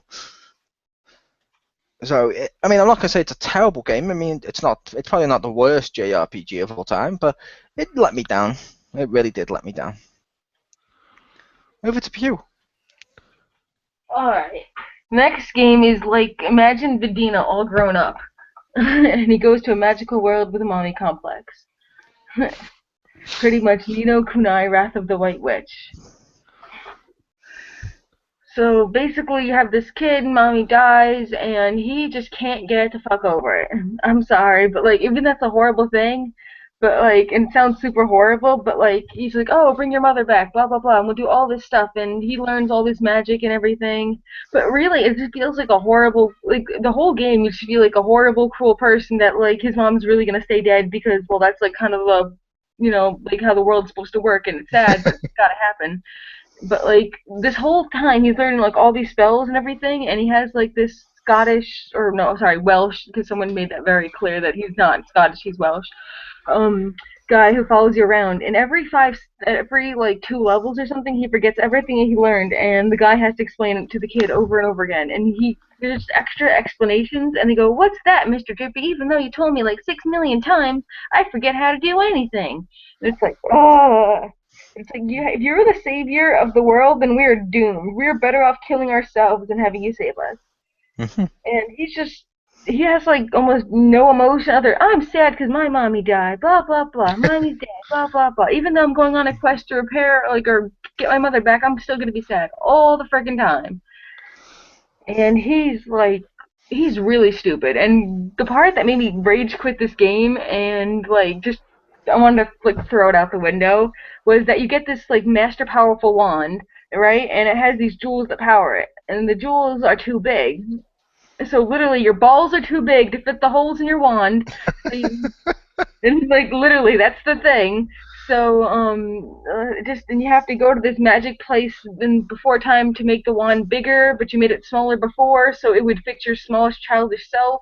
So it can't really be back to its normal size, and it's like, why the fuck? And then there's the fucking vagina monster, and I'm not even kidding, this isn't a kid's game. Like, there's the place where fairies are made and, like, birthed, so they go inside this woman's, like, reproductive parts, like, literally, and they go out, and she goes, can you take the babies out inside of me? I think they're scared. I think there's a monster keeping my babies inside me. And I'm like, What? Oh, that's where the vagina monster's from. So that's Yeah. where you got your PSN name from. Okay. Oh, fuck you. Like literally, you have to fight this freaking like blooper like tentacle monster, and the babies are behind you, and he's like snatching babies and stuff, and then you have to literally get birthed again, and that's what as they call it, and that's like fucking weird. It's really fucking weird, and it's like all this really weird shit, and oh my god, this is gonna fuck this kid up even more. He already has enough mommy issues. He doesn't need birthed again. Like, he doesn't understand the concept of you're dead, you stay dead. Please accept it. You're my mommy now. And then it Yeah, like dies. seriously. Yeah. Oh God, I really hated him, and I was almost glad. I'm like, you know what, kid, you're not getting your mom back. I'm glad you're not getting your money back. Learn it. Ugh, such a stupid little shit. All right, so for for mine, and I gotta bring up one that no one's heard about, so I've got it covered now. I picked Ephemeral Fantasia. I was on PS2. It was basically a JRPG version. No? Isn't that the game where Mickey Mouse is a wizard? No. Oh.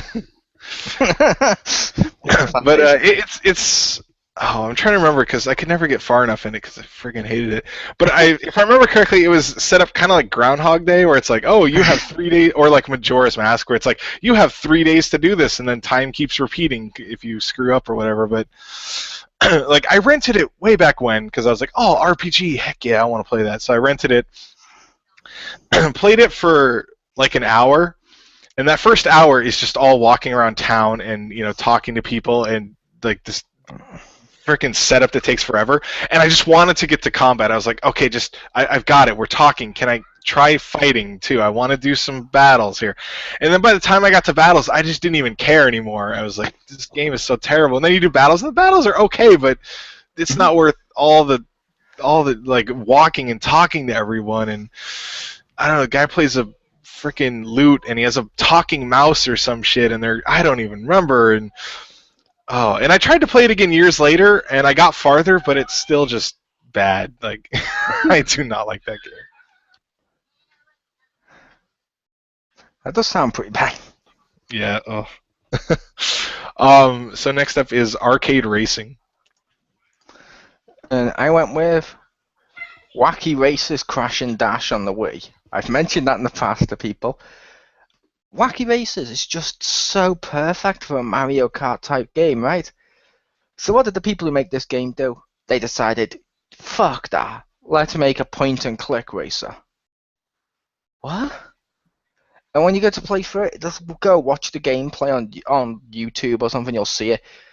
Oh god, they made so many mistakes and so many stupid choices that you're like, how can you fuck up Wacky Races as a racing game on the Wii that has Mario Kart, a wheel for it? How can you fuck this up? I almost feel, with how bad they fucked it up, I almost feel like they went out their way to fuck it up. Like it was on purpose. Yeah, it's the only way. It's the only way you can produce this. They're like, let's see if we were all based on the Wii with Mario Kart. They're probably gonna break records on kart racing games and stuff. Let's see if we can break the record for being the worst received racing game ever. Let's see if we can do it. What? People like racing with how they do on Mario Kart? No, let's make them do it like a point-and-click adventure game. Oh, people like to see if they're in the head? Let's make everyone stay together. Well, when you told me about that game, like maybe a year or so ago, you're like, oh yeah, Wacky Races. I'm like, oh, and you're like, yeah, you'd think it'd be like a Mario Kart clone. I'm like, yeah, and you're like, nope, and you explained it, and then you like linked the video, and I was like, how is that a thing? How do you screw that up? Well, it has racing in the title. We're not gonna really do that. Like, That's wacky. Yeah, oh wow, yeah. I'm glad I never played it because that just sounds so bad. I wish you had played it just so we'd share a joy.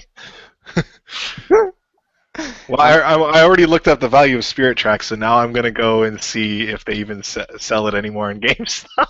What, Spirit Tracks or Wacky Races? The wacky races. How much was the value of Spirit Tracks when you traded Uh, as of August 18th of this year, it was $12. So I don't know what that guy had up his shorts, but Stacy needs to go get her $12. Seriously. But it's been under new management since then, so the people there are really nice. So I'm kind of okay with it because like you can keep my $12, just don't be a fucking retard anymore. Yeah. Oh, good. There's a DS version. It's $2.99. It's the Wii one you need to get. You need to do it. Yeah, that one. It's $2.99 for a pre-owned one. I will say I'm going to change my tune based on this, where we always say avoid getting this game. I want you people to get this game. I want everyone to get this game so you can experience it for one reason, and that reason is, what does misery like? If you want to see how not to make a racing game, play this now. Oh, big wig. Yes. No, that looks like... I want to play that because it looks like it's one of those games where if you just played that with friends and you're not taking anything seriously, it's one of the best afternoons ever. I could totally see that. Okay, we know this is broken. Let's just have fun and see what the fuck we can do. It'd be like almost like the Tony Hawk games, where they worked. I'm not insulting the Tony Hawk games, but part of the fun with that was, let's see what tricks we could do. Whoa, wow, cool! I'm grinding the ceiling. Where they had like the ceiling rails. I loved the Tony Hawk games. I didn't like them after a certain point, but I liked the first few on PS1. They were great. But yeah, Wacky Races, horrible as shit. Over to Pew. Alright, I haven't played many other racing games besides Mario Kart 8, so I kind of have to like default this just because it's boring, not because it's bad. You didn't play any of the other Mario Kart games? I like the Mario Kart games. Oh, you said I haven't played any of them besides Mario Kart 8. I was like, what? No, any besides Mario Kart, like the series. Oh. So Okay. I played Forza Motorsport 2. That was existing and boring, I guess. It was just a regular racing thing with cars that are Oh, you could almost argue it's a simulation. Yeah. I was like, wouldn't that be the next category? Doesn't matter. It's fine. It's fine. No. I'm sorry. I have an even worse simulation one for that. Oh, okay. You love it. Oh god, I dread what the hell her simulation's gonna be. Like she doesn't know that word. Crazy Taxi 3. Sorry. I shouldn't mean. No, but like this game was just boring and it was like realistic, and I don't really like games like that. And the only reason I had it was because I think it came with my Ultimate Alliance because they threw in a free game for like the Xbox, or I don't even know what it was. It was like something you get like Ultimate Alliance. Oh, yeah, it was it was bundled with both those games. Okay. Yeah. That's the only time I played it, so I didn't even buy it. It was just there. I'm like, okay, I guess I'll try it. I mean, I didn't pay for you, so I'm not too broken up, but. Yeah, but I will say the Forza series isn't bad for people listening. If you like simulation racing games, it's brilliant. Like I know the Crispy and stuff loves that series. Yeah, if you like realistic racing stuff or whatever, you're gonna like Mario Kart, yeah. Yeah, if you like Mario Kart, then it's not for you. But then I didn't pay for it, so I'm not too broken up about it. Nice.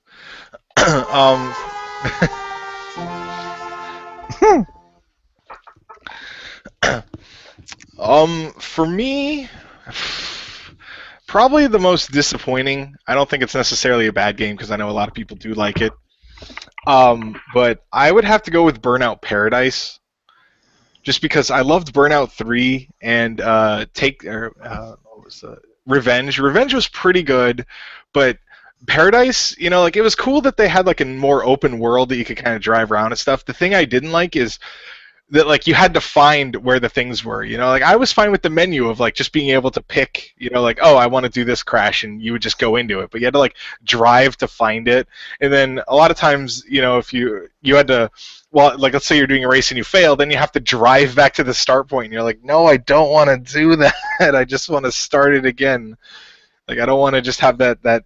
It's like, oh, I lost. Well, now I got to drive back. And it just makes you more annoyed. Like it had some good stuff, but I just hated some of the like, not like the racing or anything, just some of the core parts, like of just how you selected things really bothered me. Fair enough. So on to Racing Simulator. Now, Worst. I will say the thing yeah. that bothered me on that Burnout Paradise, I loved the game. The thing Yeah. that bothered me though was the lack of multiplayer, like split screen and stuff. And then when they added it, it felt really forced. And now it's like a stunt mode. I didn't like that. Yeah, I think they did change some stuff with a patch, but yeah, didn't it take a while for that too? Yeah, Or maybe that was that took a while. It was disappointing. Okay, so on to worst racing simulator.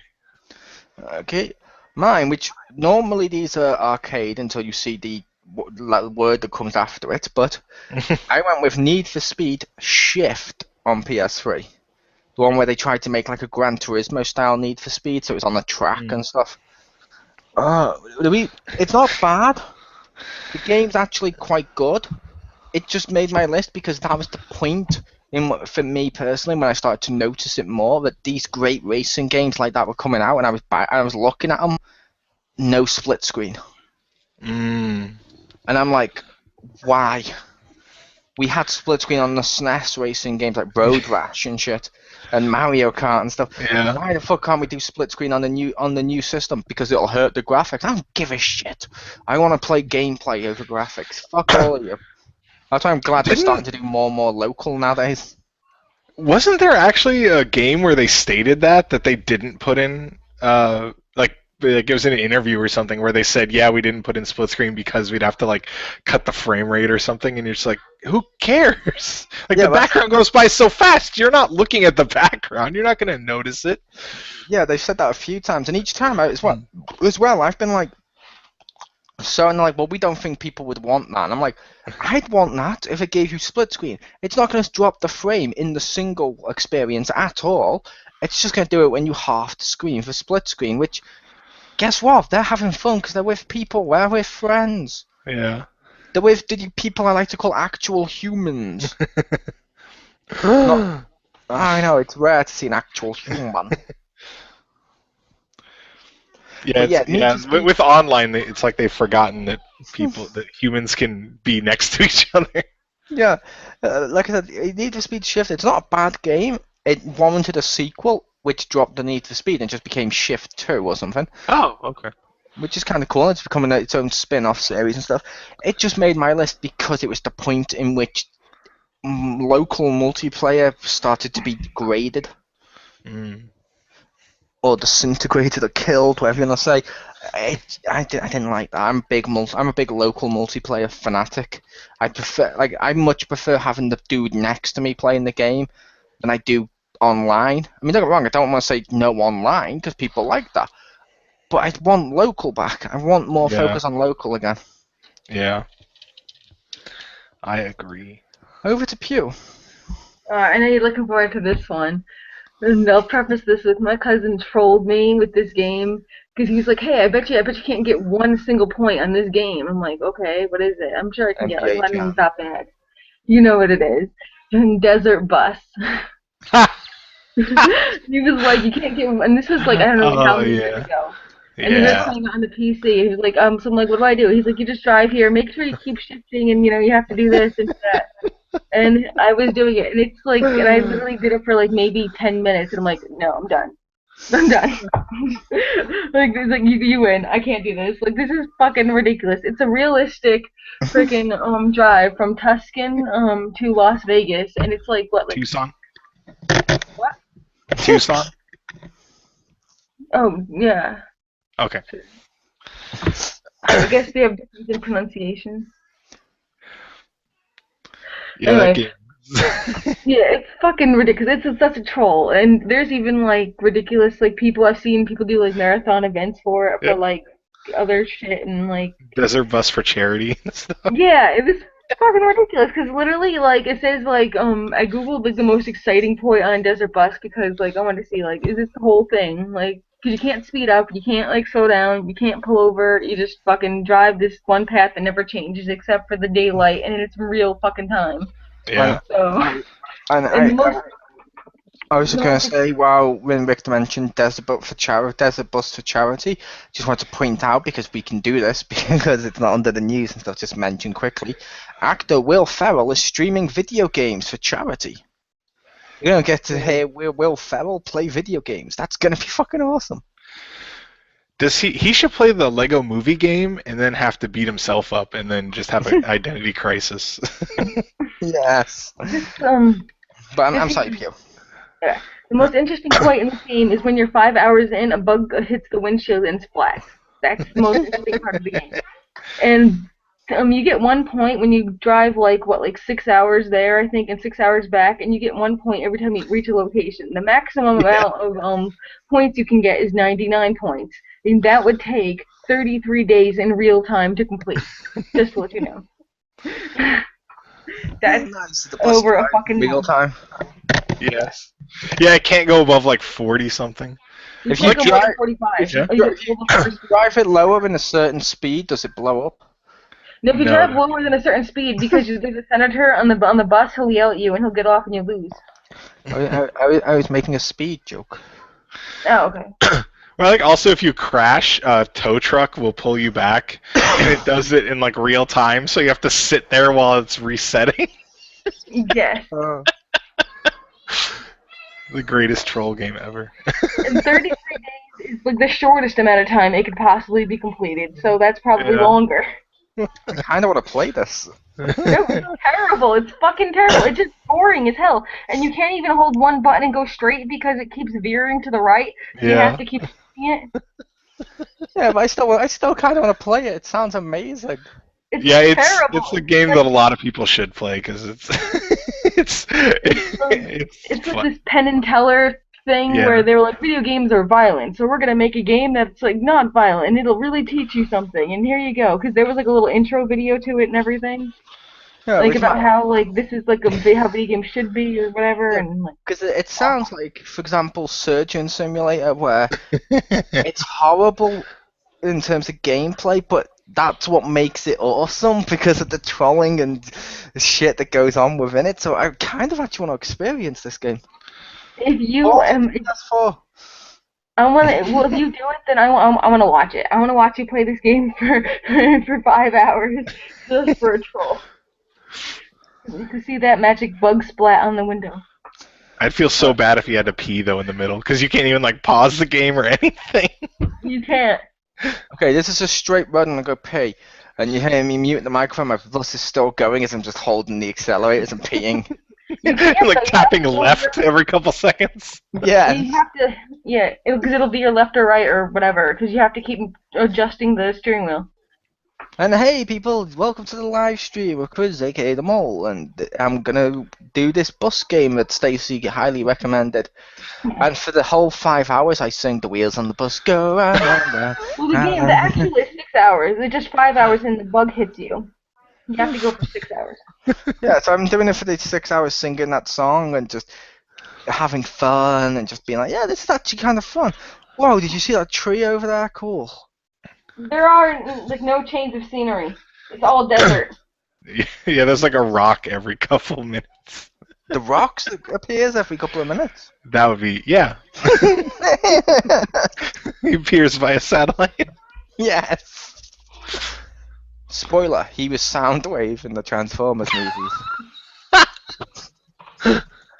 Oh, I'd take that. Yeah, this is a terrible simulator game, I think. Yeah. So good a simulator that it's not a game. All right, so as maybe no surprise from last week, I don't have a worse racing simulator game because I don't think I've played any. Sadly. Didn't you play the one Stacey mentioned? Yeah, but Yeah. it's I don't know if I consider it a racing simulator. Well, like I understand her reasoning behind it, but it's like I don't know. It's like supposed to be bad. I don't know. It's weird. Like after hearing about it, I got what I expected out of it. So it wasn't a disappointment. It's just so it was designed to be bad. Yeah. Oh yes. It's very intentional that it's like that. Oh, okay. It's like they thought of every way to make it a terrible experience and did it on purpose. Yeah, it's supposed to be. It's not like Big Rigs where it's just like like they tried to make it bad. It's a joke. Nice. Penn and Teller were the ones that like it was. I think they canceled the game, but it was supposed to be on like an official game that they were making that had a lot of mini games that they all designed to just be terrible and make fun of. Yeah, like that game came out eventually, like Bond itself, but it was supposed to be like in a collection with other ones of just games that they made that were like anti-video games. And I will say I do like Penn and Teller. Although every time I look at them, I still think of the Lord of the Wizards in Sabrina. Yeah. Nice, yeah. So next up we have Fighting for Fun. This will come as no surprise to anyone. Dragon Ball Z Budokai Tenkaichi. Every one of them. What do you want in a fighting game? Would you like a fighting game where anyone could win based upon skill or how they're using their character, or would you like a fighting game where it's the first one to hit the move button and then power up by the time the other one gets up and just keep repeating? Which one of them sounds more interesting to you? I mean, and people say, well, it's the closest to a Dragon Ball Z simulator. Yeah, who remembers the time Frieza's soldier beat Goku by spamming energy beams over and over again until he died? No one. That's him. I understand they included a huge roster, but that doesn't make it good. That's just literally polishing a turd. And it's like, no, those games were fucking atrocious. They did some stuff right, like the flying and stuff, but the main core of how you won, you could literally just stand there with like a burger in one hand, press power up and stuff while eating or taking a drink or something, and have no effort. And suddenly, it was no. This is why only people who make Budokai should make the fucking Dragon Ball Z fighting games. Admittedly, when I saw Marcus play that game, he had to resort to doing that, so I will definitely agree that that's a winning strategy.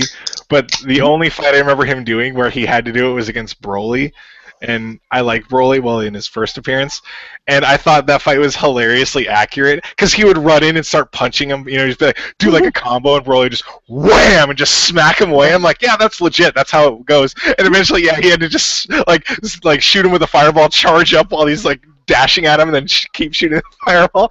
I'm like, wow, that worked. But watching you try to do it was more hilarious. Yeah. Which, admittedly, with the computer, you could do other stuff. You could. Yeah. But whenever like the normal people, just Broly didn't give a crap. Yeah. And whenever you went online, that was all it was. Whenever you went online, it was whoever got the first hit won. Yeah. Yeah, I think the Budokai non-Tenkaichi games were, even though I didn't like some things about them, they were, I would definitely agree, better fighting games. Yep, but I'm looking forward to Xenoverse. Nice. Or Xenoverse, whichever one it's supposed to be pronounced. It's got an X. It's kind of cross. Cross-Universe. Cross Xenoverse. Yes. I'm just going to call it Xenoverse because it starts with an X, like Xena, Warrior Princess. That's fine. Yeah, that's how I do the Xena. It's like the Warrior Princess. It's not like, it's like some Japanese game or something. No, it's like the Warrior Princess. That's legit. Over to Pew.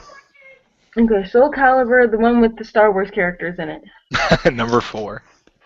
Yeah, because I enjoyed the Legend of Zelda one, and that was awesome. But this one was like kind of shitty. 'Cause I just felt like, if you're gonna play the fucking Jedi, man, why can't I just instantly kill everything? Because you don't have the only thing that can stop a lightsaber is another fucking lightsaber. And they do the weapon clashes with like a guy with a samurai sword, and you're like, no, it melt through that. Yeah, you can't block that. Yeah, and like I said, I hate you so much, this. Why? Not because it includes Star Wars characters, because that is on my list too. Oh. The right category. Anastasia Lazerbeam, our gaming person that doesn't know what games are.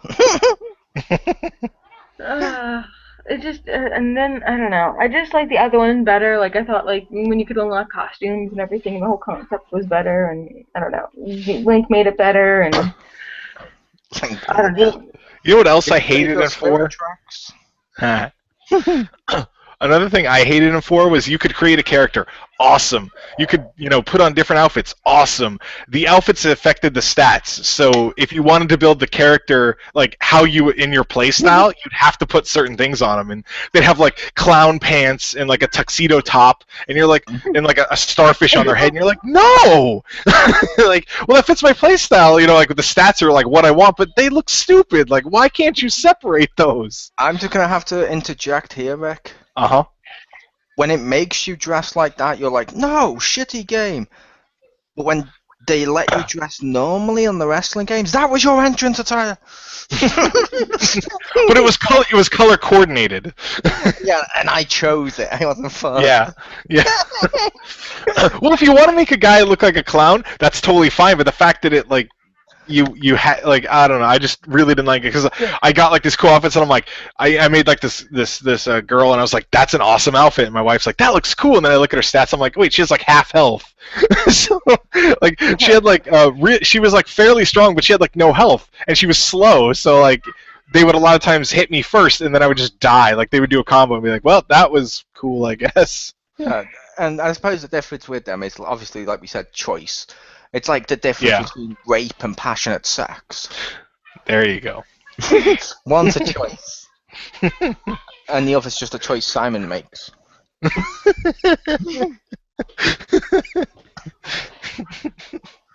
Good old Simon. And I'm not just talking to people either. He'll even look at park benches and be like, you know what, I'm going to break that.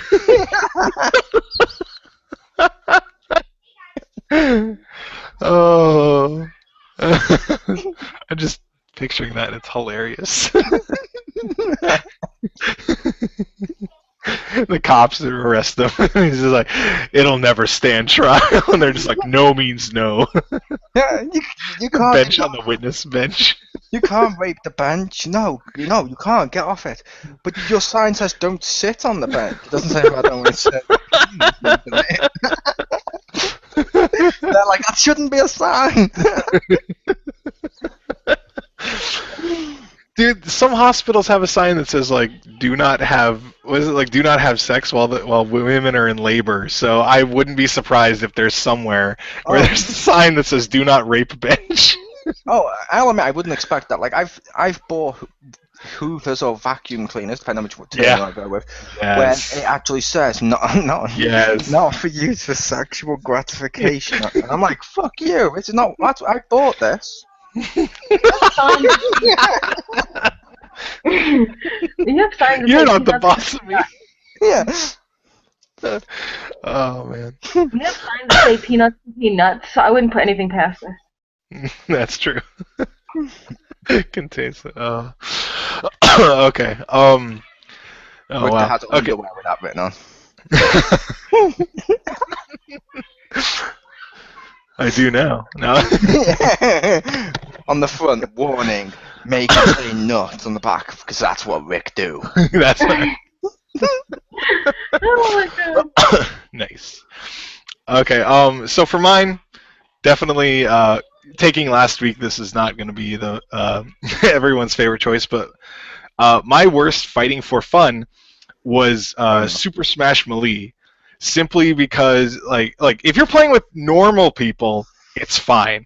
If you're playing with people that can wave dash, I hope they fall in a fire and just die. Because like that, nothing. Is that like that side thing? Yeah, it's like where you like cut the animation. Because I have never seen it because I really like that game, and then I played someone that did wave dashing. I've never seen the fun sucked out of something so quickly.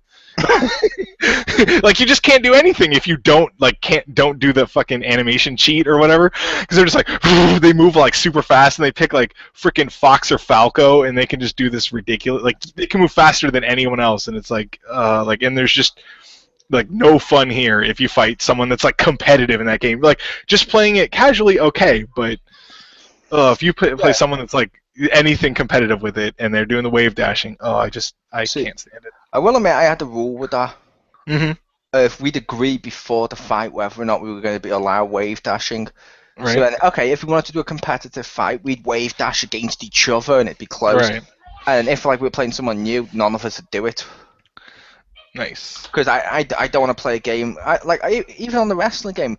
Like I've played the wrestling game with people before now, and if they're really shit or this is their first time, I'm sorry, I'm not going for my finishers. I'm not beating them up on the floor. I'm trying to let them get used to it and possibly win.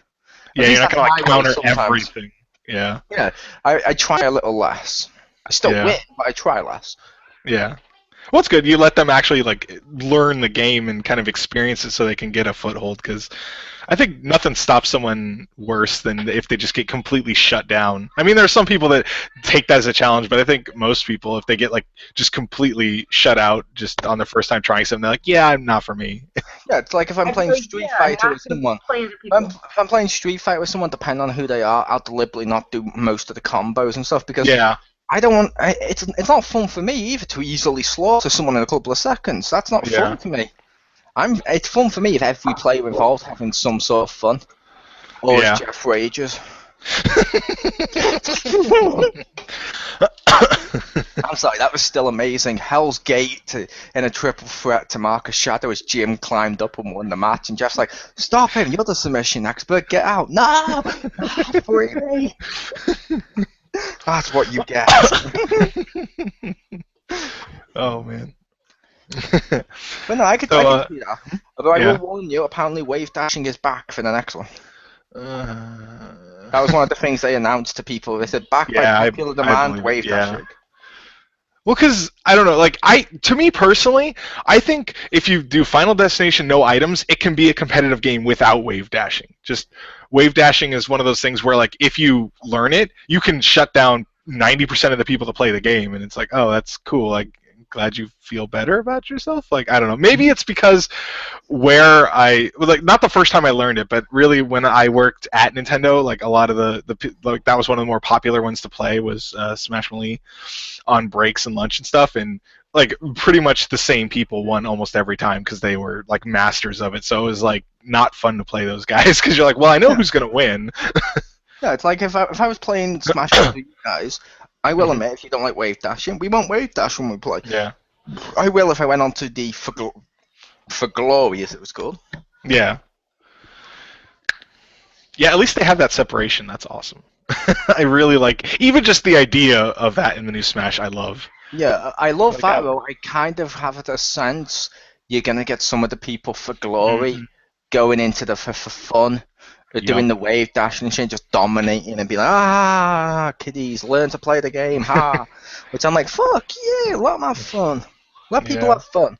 It's like campers and first-person shooters who all they care about is their kill-to-death ratio, so it's a really impossible part to get or exploit a glitch and then just snipe you throughout the whole game. It's like, fuck off, that's not fun.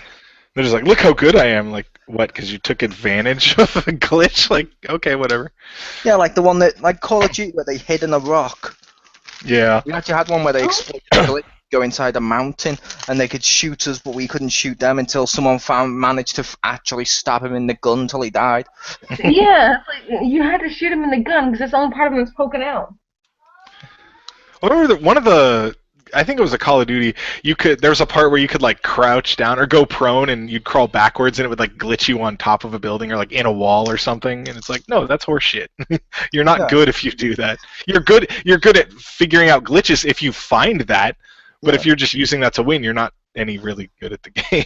And I always find at least you're not proving. I always find people, and no offense to certain reviewers, I'm not going to name and shame Marcus, but it's a case of when it comes to you know what I mean, where there's an exploit in the game and they instantly take it so it's not cheating, it's part of the game. It's fuck off, you know it is. You know it is.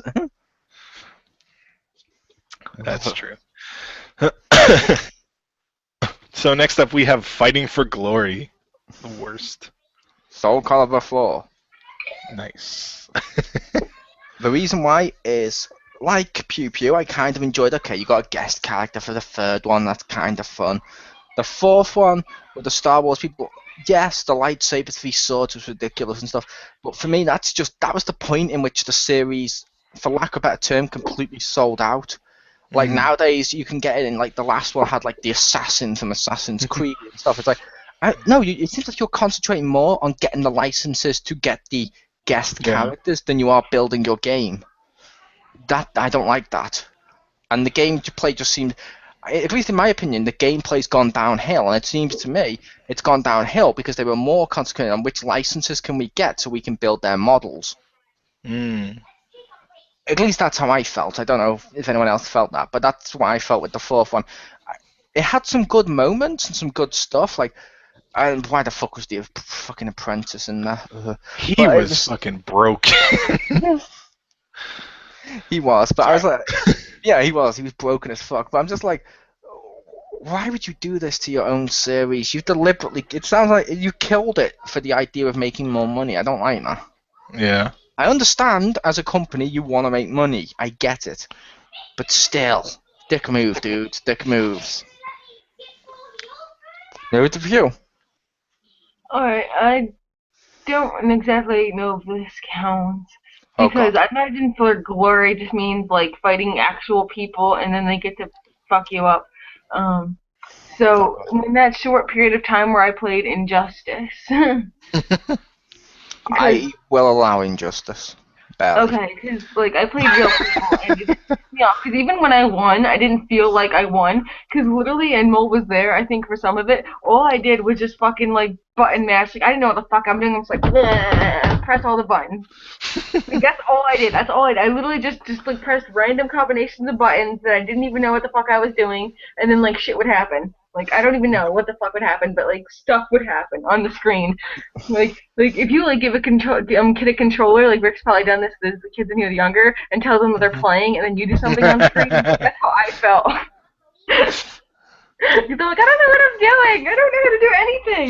And he's like, well, you press, like, X triangle Q, like, something, and, like, you're like, what? That's the button.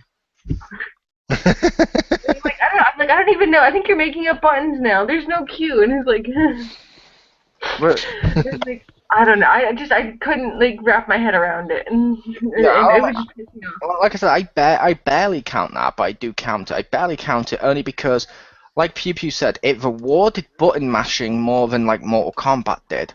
As well as that, the environment could determine who would win. Based on where you based on where you were placed in the environment, which they're doing something similar for Mortal Kombat. I'm hoping it doesn't go that route, but yeah. I'm sorry, I shouldn't win. I shouldn't win just because I don't know. I happen to be player 2, and Batman happened to be nearest the bat signal, so I pressed the button, boom, knocked him into the bat signal. That shouldn't be a case. Well, also, a lot of those were unblockable and did a ton of damage. Like, I'm thinking of the monitor, or there was something hanging above it in one stage, and, like, a lot of times I think it was player 2 started on that side, so they'd almost always jump up and just throw it. So, like, you'd have to jump back as your first move and hope that they did that, because otherwise it'd be like, oh, there's like 30% damage and I can't block it or anything. Yeah, or the Aquaman one where you just if you're player 1, you just step back, press the button, and you can smash a fish tank and send water after, or turn the thing and send water after everyone. Yeah. Like, I didn't lose a lot in that game, but, like, because I won, like, half the time or whatever, but, like, I didn't feel like I did anything at all. Like, I didn't even know what the fuck I did. Like, the most frustrating thing is, like, okay, I won. Now each time I tried to figure out, like, what I did, you know? Why did I win? Happen. And I couldn't figure it out. I just couldn't wrap my head around it. And all the times that I tried to figure it out, like, actually learn it properly, is the times I would lose. One does not simply learn. Nice. So I was like, fuck it, I'm just gonna press any goddamn thing, and it was really stupid. It wasn't even fun winning. Nice. Over to Ricky. Alright, for mine, I picked Marvel vs. Capcom 2. Just because I do like that game, but glory-wise, there's 54 characters, I believe, 6 of which are viable. So what? Oh, probably. I can remember 4. I can't remember because it's like Sentinel, Storm, Magneto, and then. Oh no, I was making the. Oh, Mortal Kombat or Marvel vs. Capcom 3. I gotcha. Yeah, I hated that. The easy. Yeah. Yeah. Well, honestly, as much as 3, yes, is very broken because I think there's like 2 or 3 characters that are like everyone. The best explanation I heard of 3 is every character is good, but there's 2 or 3 characters that are better than good. Yeah. But like just 2 kind of set that precedence, and yeah, it's kind of famous because it's so broken, but it's been competitive for like 10 plus years, and I don't know, just I like watching people play that game unless they use that top tier team, and then it's like, oh, never mind. It's not it's not that glorious because you know what they're gonna do, and you know that they're using these tried and true like really cheesy strategies, like where Magneto can completely lock you down by rushing you, and Yeah. like Sentinel, that stupid infinite with the like Sentinel Force, and then the laser rocket punch Sentinel Force. Like if you have 5 levels with him or Cable, you know what the next like minute of gameplay is gonna be. You're just like, ugh. I will say with those games, I'm never one of those to look up. Oh, this one's the best tier. I must play as him. Yeah. I'm like I think it was the second one where they let you play as Venom. I'm like, I'm playing as fucking Venom. Venom and Ryu or Venom and Akuma or something like that. It's like I like those two. I like those characters. I'm playing as them. Fuck it. That's pretty much how I play. Is like I look at it and I'm just like, oh, this guy looks cool, or like for like Silver Samurai, I'm like, I'm gonna play this guy. I played him in X-Men Children. I mean, like, yeah, it's like I like Venom. I'm gonna play him. He's not very good, but I don't care. Yeah. We'll also say I want to throw out an honorable mention in this category for Mortal Kombat vs DC. The game itself. I liked the game itself. I really did like the game, and even the environment stuff wasn't as bad as Injustice. However, Flash. Yeah. With an infinite unblockable combo. Why? Why? Just why? Yeah. Oh man, that game. Yeah, I have the collector's edition of that somewhere. Like I said, I liked it. I don't know if you liked it. I liked it. I just didn't like Flash's unbreakable, basically unblockable, unlimited, kill you in one hit go. It's like, no. Yeah, that was. Yeah. Which version of Marvel v Capcom 2? Or which system did you have Marvel v Capcom 2? Oh, I didn't specify, so I'm.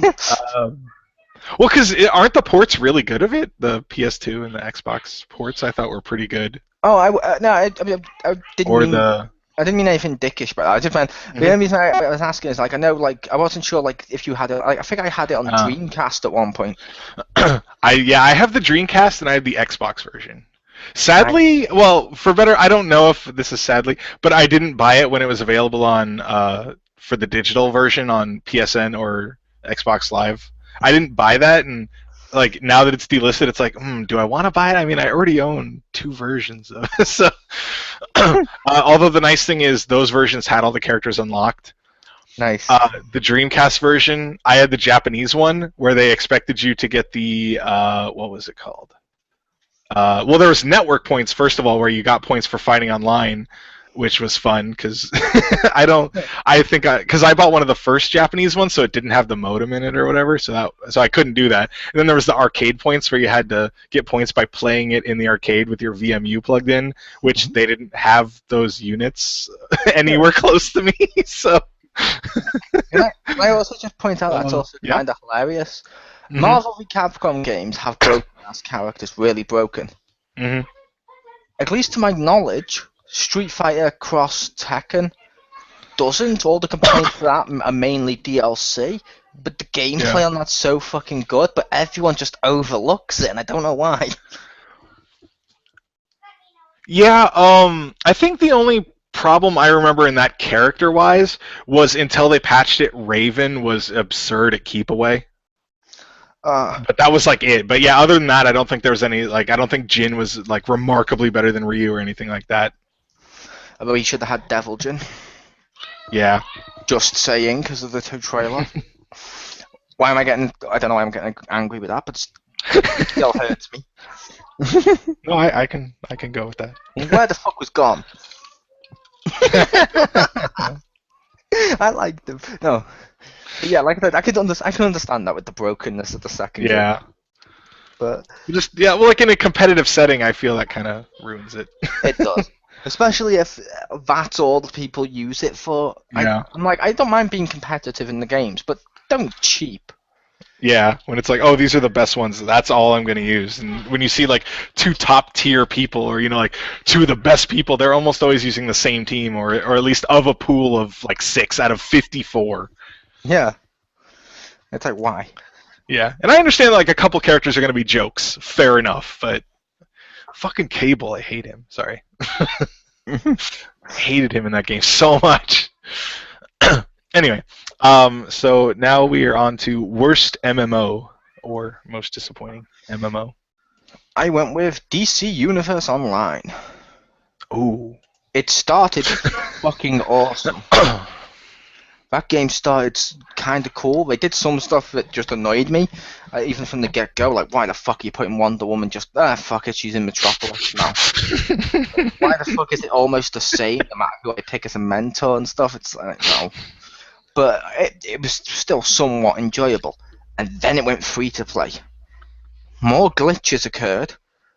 They introduced crafting, which the people who made the game said at the very beginning they didn't put crafting in, and they promised us there would never be crafting in this game. And they introduced crafting. And they keep tweaking it. Each time they tweak it, it gets worse. I don't understand why you're doing this. It's almost like a social experiment to see if people will keep playing your game if you hurt it more and more. And at least that's how it comes across to me. And I'm sorry, some people ruin DC or Universe Online as well. Like, first of all, no RP servers. I wanted an RP server. Yeah. I like those on MMORPGs. I like an RP server. I like a good RPG server. But still, besides that, why the fuck did everyone try and make Marvel characters and Power Ranger characters? And it's like, oh, fuck off. That takes me up the game if I enter DC and I see a load of Marvel people and shit around. And everyone was like, everyone starts it. The more people they got on free to play, the more idiots you got, which always happens because now everyone can get it. It's like you'll get people standing in the doorway in a way that blocks anyone from passing him. Oh. And fuck kind of Spider-Mans. I believe the correct term is Spider-Man. The fuck kind of people who shouldn't be there. Yep. Yeah. I voted for DC Universe Online just because I know there's worse MMOs out there. I've played some worse MMOs in terms of gameplay, but none of them just pissed me off or annoyed me as much as when that went more and more downhill. It went downhill faster than the Jamaican bobsled team. Boom! Cool Runnings reference for the win. Just out of nowhere, too. I was actually going to pick DCUO, but then I played another game. I played Maple Story. Okay, I have not, but... What? Well, I just no, I laughed because I've heard of it, but I have not played it. I didn't know if my laugh would make people think that I had. So. Oh, I'd heard it and I heard it was bad. Like I said, DC was only on there for personal reasons, not because of gameplay reasons. Well, like this, at least DCUO is playable, even though it's bad. But it doesn't have a chance to be bad because it's broken as fuck. I mean, at least for me, because DC Universe is playable. Okay, it's playable for the first 10 minutes when I get to create my character. Yeah, and then you just start falling through the floor endlessly. I don't even have this on there. It's a great gravity simulator. There you go. When you fall through the floor to keep going. It's a DC Universe Online. It's the first gravity simulator. But literally, Maple Story. I heard it's a Korean game. I'm guessing North Korean. It can't be South because they're not that crazy. If any Korean people are listening, we do not condone the actions of Pew Pew. I'm making you look. I'm sorry. I'm sorry. You know, a lot of Korean people can't take jokes, and I don't want to offend them. I'm making you look good by saying the North did it, not the South. So you should thank me. Isn't the North the one with a dictator? Yeah. What if he listens to this and decides to nuke America? That would be hilarious. Okay, so basically this game, it's really awkward. It's just structured really awkward. It looks cute and stuff, and the whole thing looks fine. but like just control wise and like interface and everything, it's fucking terrible. Like literally the music is like so fucking blasting loud, and like only certain parts of the music, like background music is fine. Then like you have like certain like action music, like da da da da da da da. I mean that's obviously the Final Fantasy theme, but I'm just like giving you like a reference. Like that's how fucking loud it is in like battle music. And let me tell you how awkward the fucking controls are. Like Z is jump, okay? Z is jump. Like, I think it's B or control to pick up items, which you can't pick up by themselves. You have to attack it first, and then it becomes pickupable, and then you put control. We forget time. Isn't that in a Japanese game called Z Jump? I don't know, maybe. But, like, everything is, like, so freaking awkward about it. To get your quest, you have to, like... You can't just put Q and look at your quest. You have to be like, okay, like map, and then you go map, and then region, and you have to like select your quest based on where your location is. And sometimes you can like teleport to another region without knowing about it, and like you can never go back and do that quest again. Sorry, you can't go back. No like exit. Like, and they didn't tell you in the doorway. This is a one way, so you just lost that quest. Oh, okay, fuck. I guess you should have told me that. I can't do them. I have to do them in a specific order now, or like or this is the one-way passage, or I don't know. It's just all this stupid technical bullshit, and like adding people and friends. You have to go through this whole like fucking ridiculous shit, and because there's like this third-party thing you have to sign up for, and it's just awful. It's just awfully unplayable. Like my sister's like, let's play it, and it took fucking like 3 hours to download. I'm like, why? This is like pixel shit. They're like 16-bit or something, 32 at max. Like, and I will say, Pew, based on what you just said, fun fact for you: did you know Richter actually has one of what you would call a tramp stamp that says that exact same thing of this is a one-way passage and an arrow pointing down to his butt.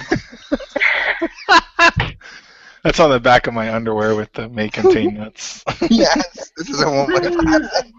It's just so freaking awkwardly structured. Like the whole thing is like, to talk to people, you can't like click them. You have to click like F or something like that to like go up to a person. You have to stand like the correct way. It's like, could you make this any more awkward? Like, how about P is like to fly, and how about like to check your inventory, you have to type in help, and like I don't know. Like, could you make it any more worse? It's really awful. It's just structurally, like, it's fine, like, the graphics, and I'm sure the gameplay is fine if you, like, put the buttons where they're supposed to be, and you can remap them, but remapping is, like, a bitch and a half because it doesn't save, and you have to remap them every time you play it.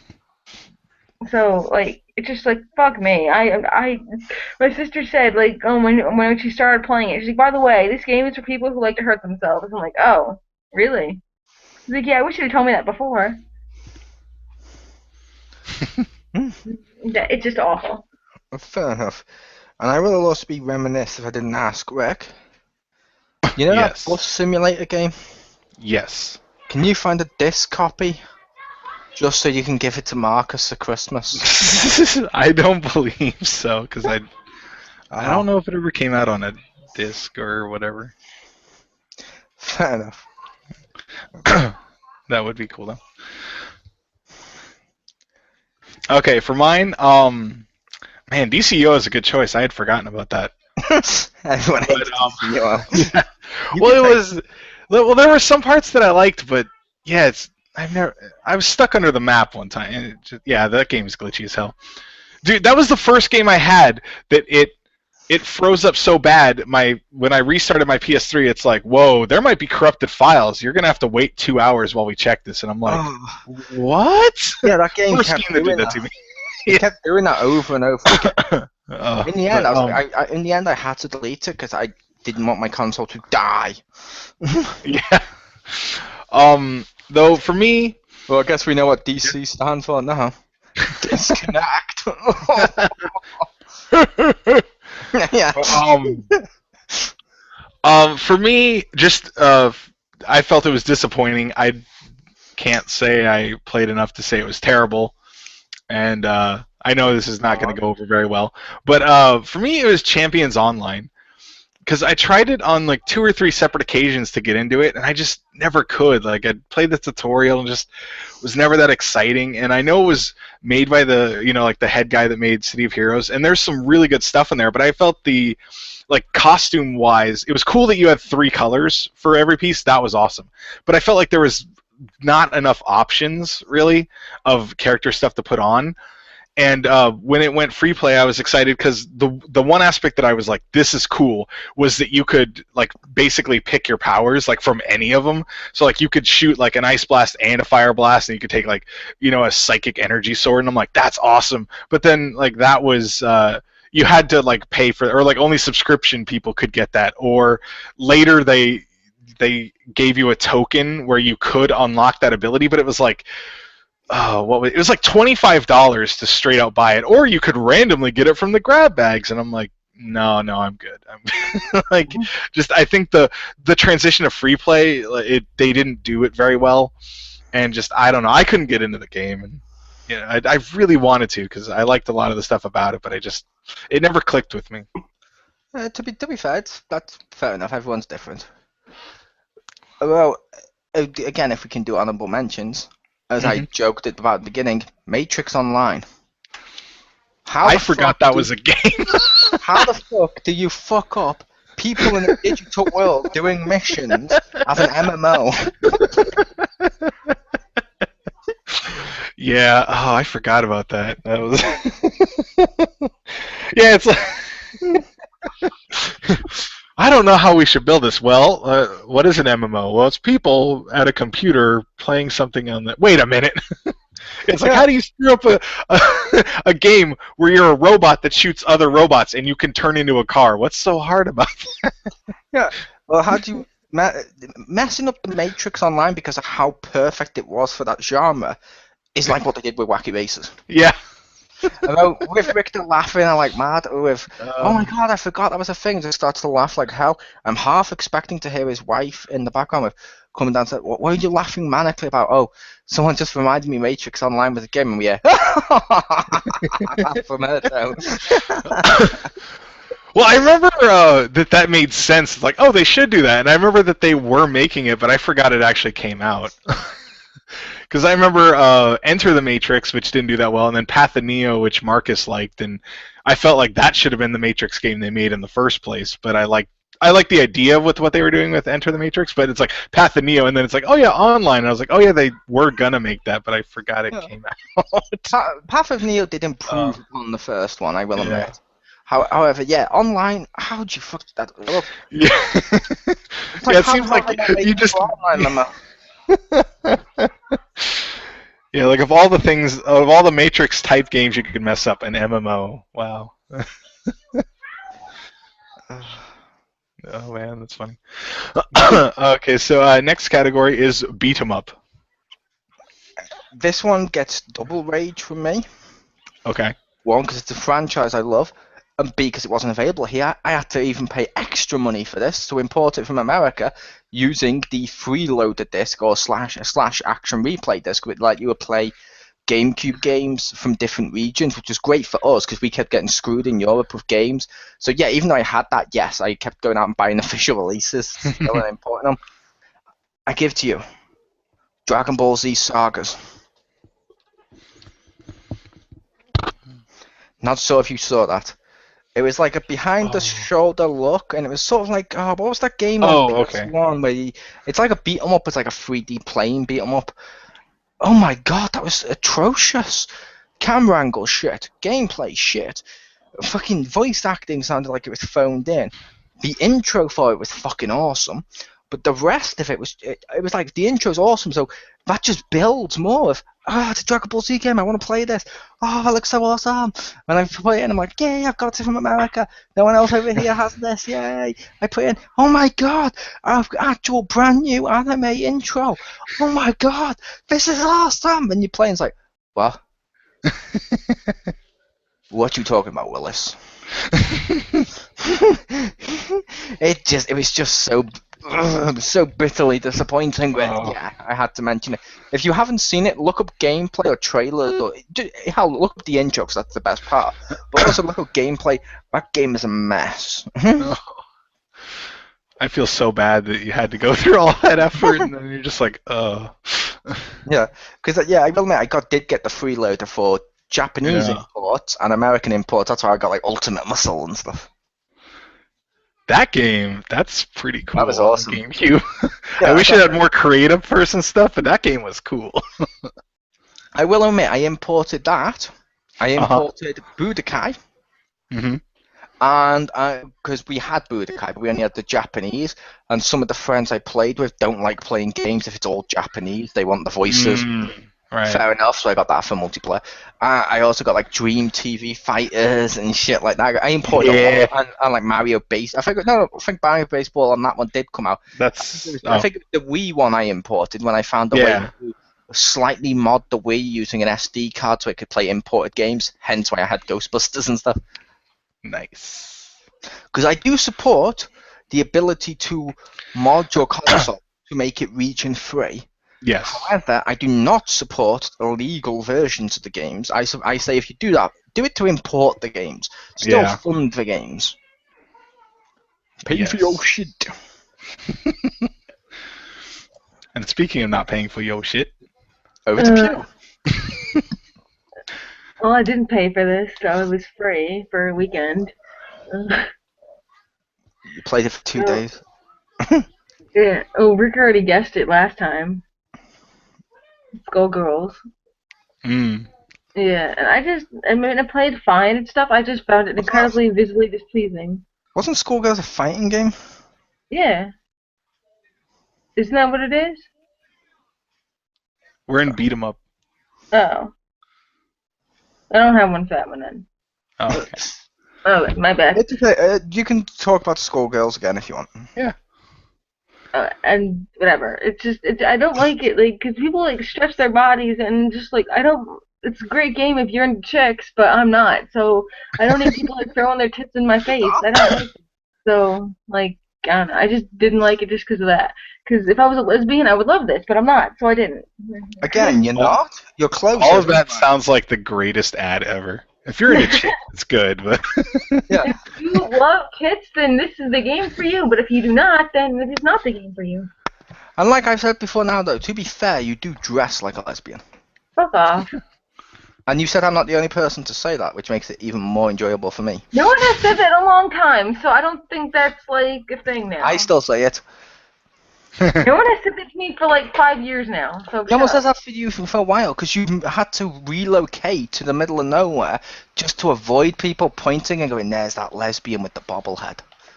Fuck off! I hate you. I'm dying of fire. That's the one that doesn't know what simulate or stealth means. You should tell him to fall in a fire. People outside GameStop waiting for Dishonored 2 when it gets announced. Stacy walks past. And they just hear as she walks past.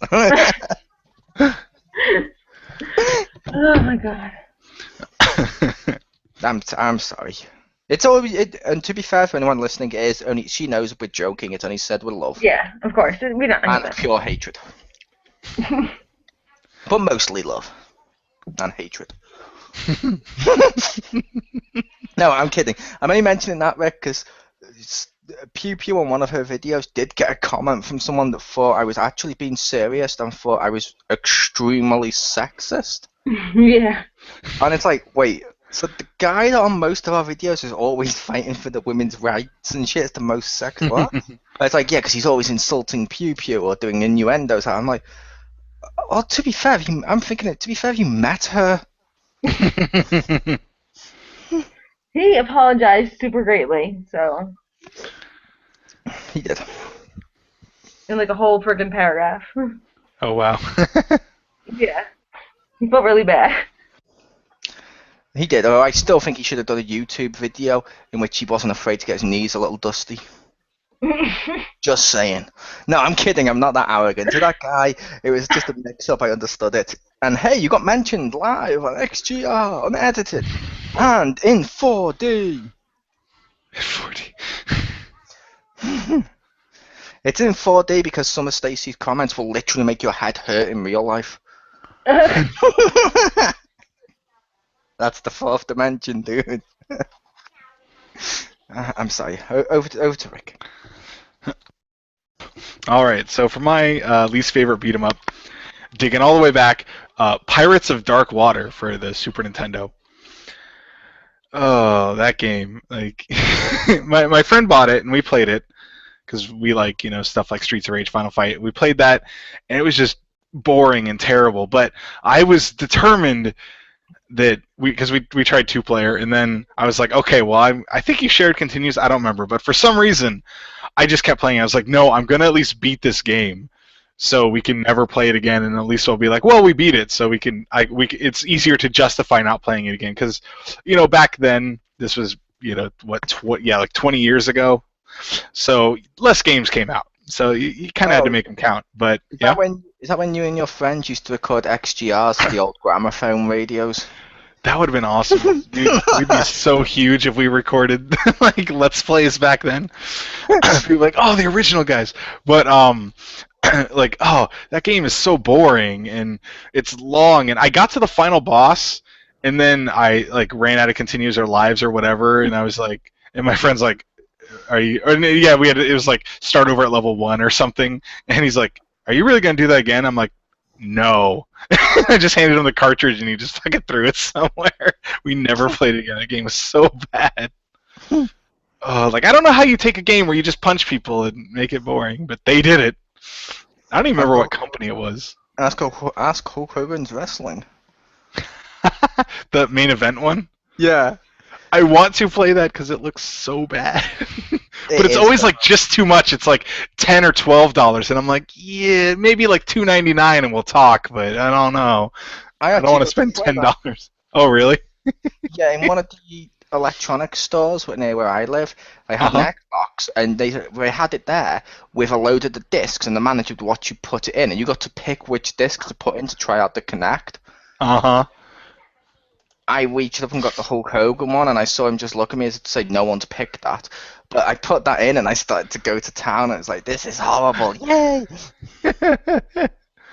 Nice. Platformer. So, all right. So, yep, platformer is up next. Mine is a tie, with one being slightly worse. I went with Mario Sunshine and Sonic 06. One's on the GameCube, one's on the PS3. And I believe it was also on 360, but I didn't play on the 360. But both of those games are atrocious. Both of those ruin what the core of the series is supposed to be. Both of them just make really stupid decisions. Both of them, every part of those games is terrible. The only reason Sonic 06 is slightly better than Mario Sunshine is it has the good sense to erase itself from continuity. Whereas Mario Sunshine's just Mario Sunshine's so bad. It's the only game I've got that it's the first GameCube game or something I had. The one I had it, I was like, because as you know, I don't drive or anything like that. I was like, I could walk into town, get a taxi or a bus or something to go trade this into game, and I was like, but it's not worth it. It's not even worth the money to get there to do this. Fuck it, I just gave it to someone. I was like, that game is a piece of shit. So yeah, Mario Sunshine, aka Captain Planet, the video game, because Mario's a planeteer who likes to clean up graffiti. Or Sonic 06, aka Sonic Kisses a Human Girl. Well, Sunshine did give us the Piantas in Mario Thousand Year Door, which are awesome, so yeah. Sonic 06 gave us Blaze. I don't know who that is. That's your problem. But no, Blaze is an awesome female character. She really is. In that game, she's like the sidekick to Silver. Hate Silver. He plays like the apprentice on The Force Unleashed because they figured out how to do the throwing shit and stuff like that. Like the telekinesis and stuff. Really, no. But I mean, 06 did try to make Shadow different to Sonic by making him have guns and tanks and shit to match up with his Shadow the Hedgehog game. And ironically, they didn't do it bad because you were doing most of it like the Sonic style levels, but then you'd get in a tank for a part of it or something. And if it worked, if Sonic 06 had worked, it would have been great. But that even includes a bit where you get to run like a speeder bike, and if anything hits you, you die instantly. which was annoying as fuck, and you had to do those to advance. Whereas Mario Sunshine had equally bad stuff with, like, I think, you know what I mean, like some of the, like, penguin. I think that one had penguin races, or one of the races in that game was fucking horrible. I hated it. Nothing good came from Sunshine.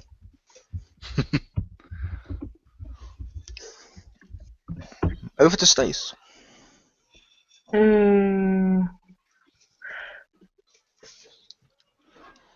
Mario Galaxy 2. I found Mario Galaxy 1 to be a sad replacement for Mario Sunshine, and Mario Galaxy 2 was kind of worse. By sad, do you mean more accurate to what Mario was supposed to be? By sad, as in it took what I liked and made it more meh. And, like, it's, like, really insane in there. Like, I don't know. I just felt like Mario Sunshine was the perfect level of insane platforming, where this is, like, go fuck yourself levels of insane. It's like, I just felt like ones where I'd just be like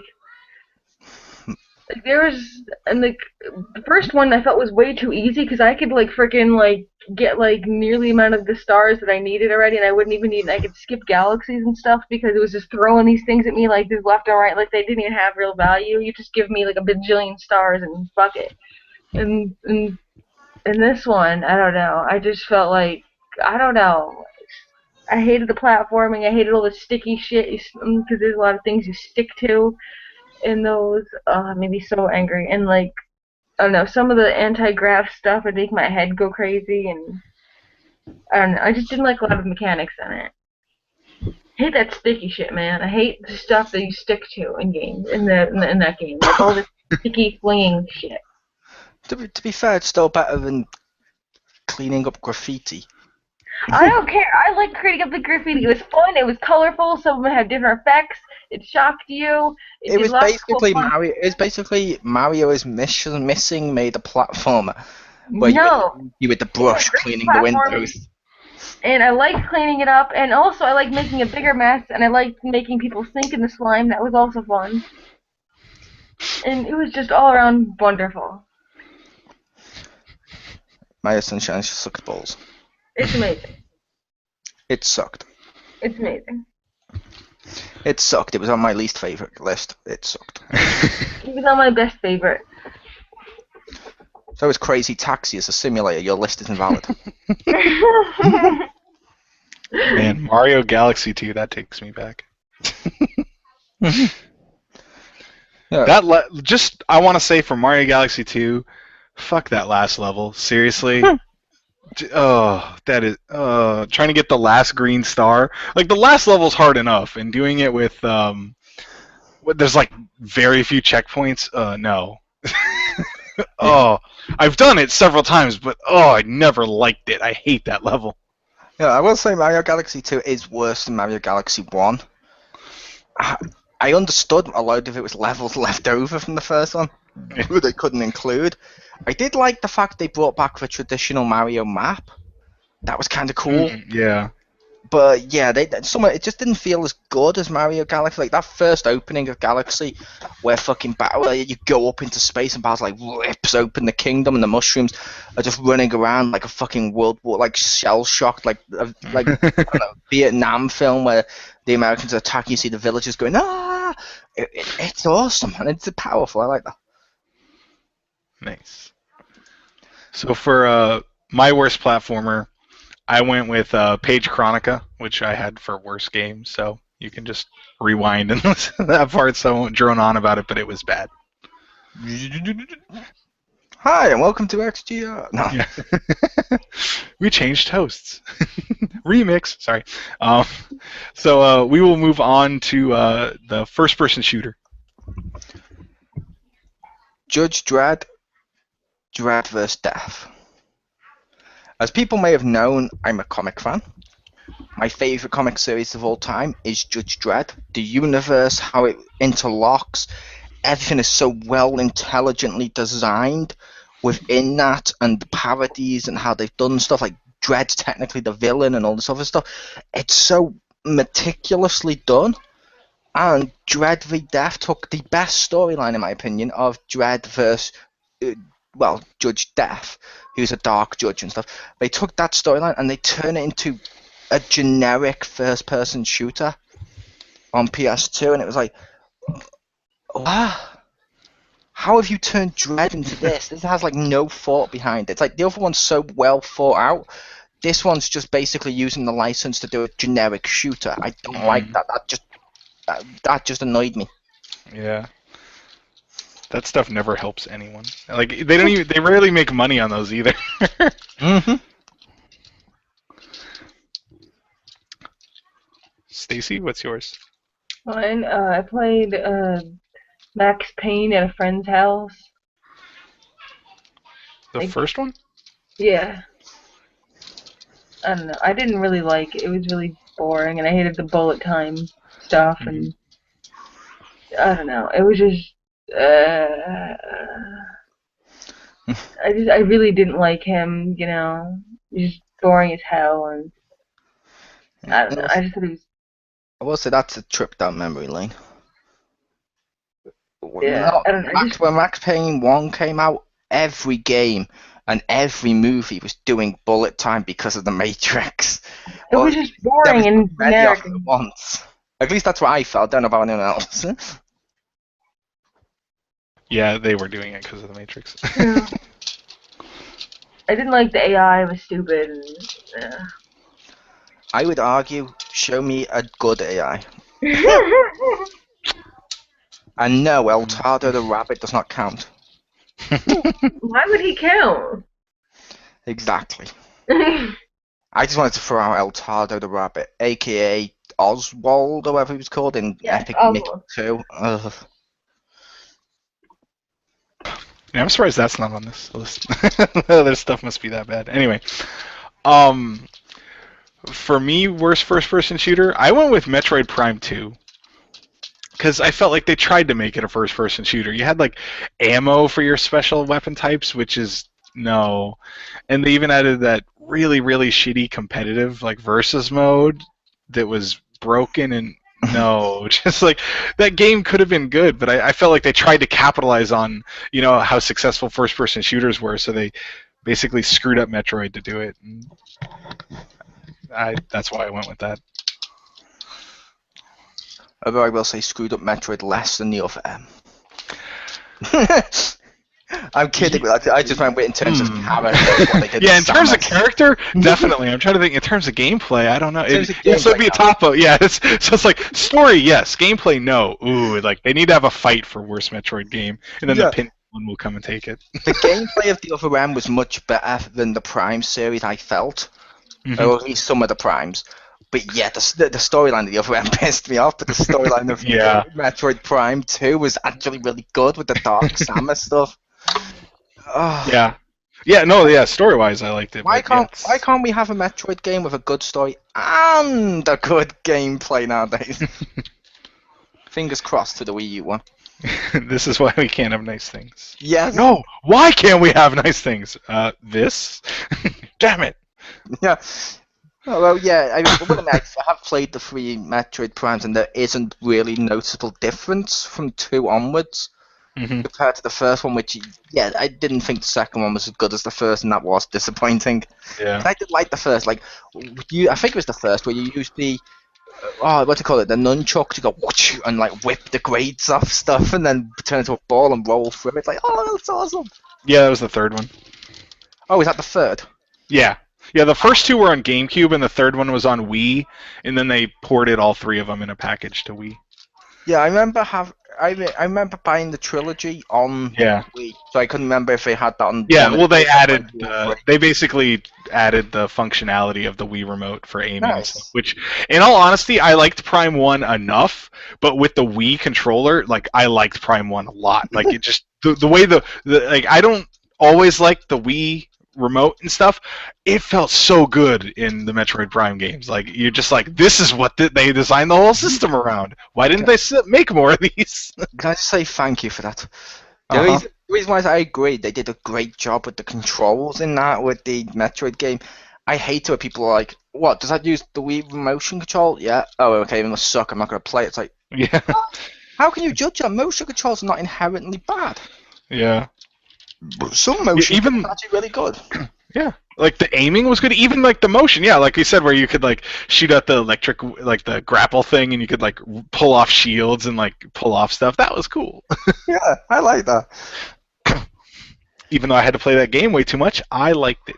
Well, 3. 1 was good too, but 2 is Anyway.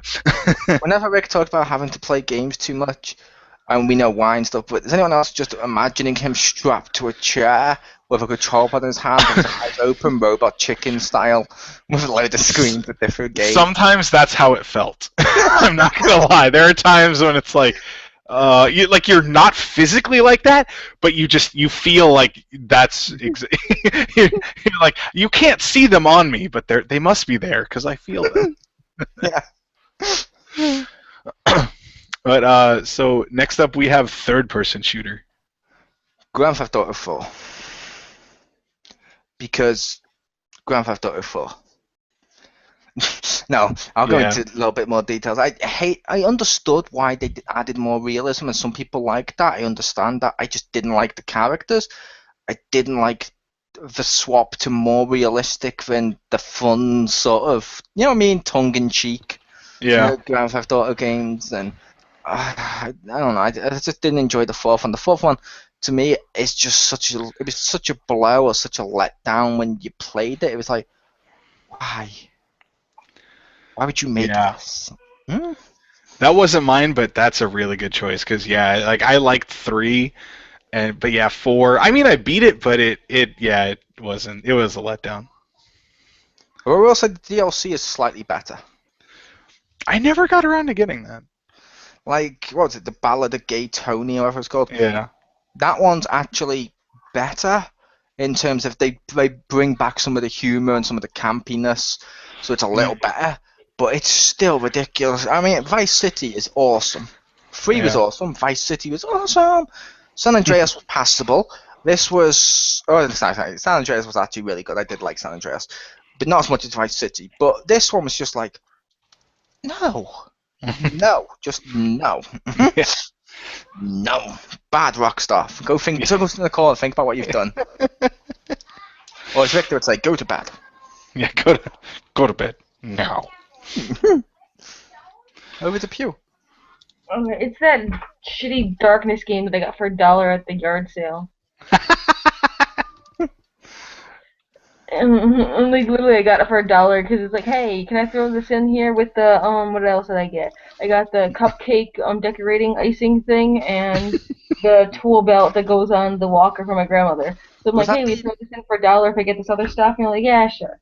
Was that the Perfect Zero game? No, I thought it was the one called The Darkness. Yeah, it's called The Darkness. Plays that gangster and he has like dark tentacles and little gremlins or something. That makes sense. I wasn't sure. Like a fucking drug dealer. I remembered Perfect Zero, Perfect Darkness. Perfect Dark Zero.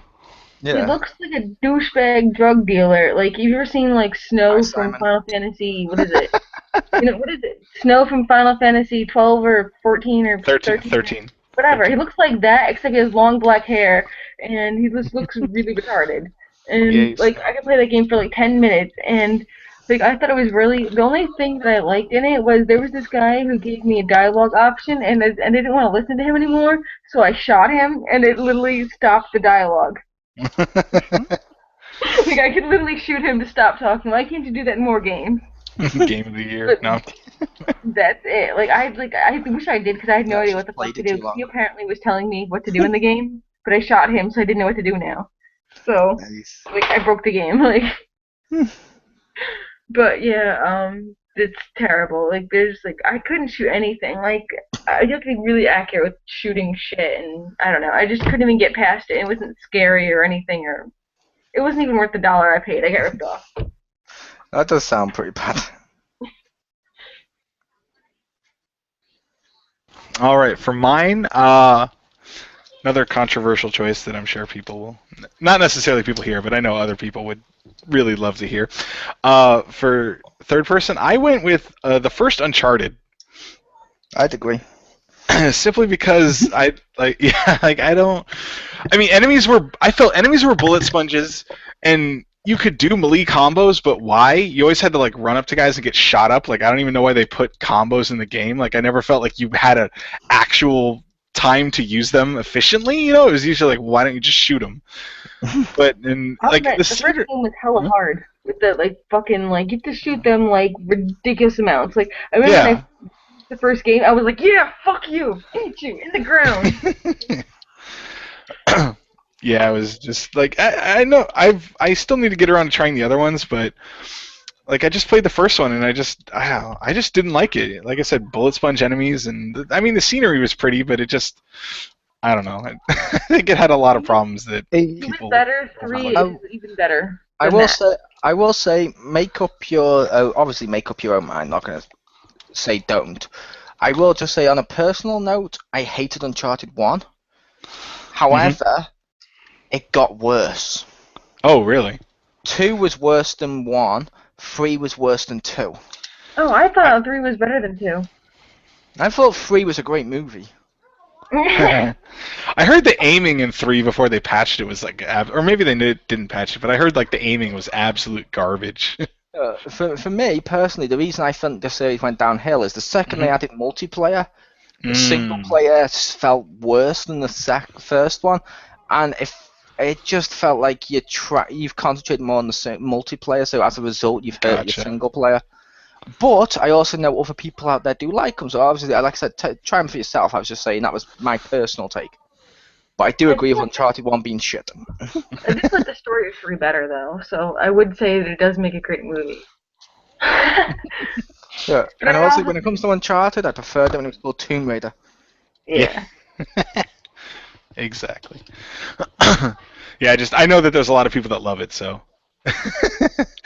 when I on my site when I actually talked about what I didn't like about Uncharted, a person actually was just like, "No, man, that game's good. You should try it. Play it. Just try to get through it." And then I was like, "Whoa, wow."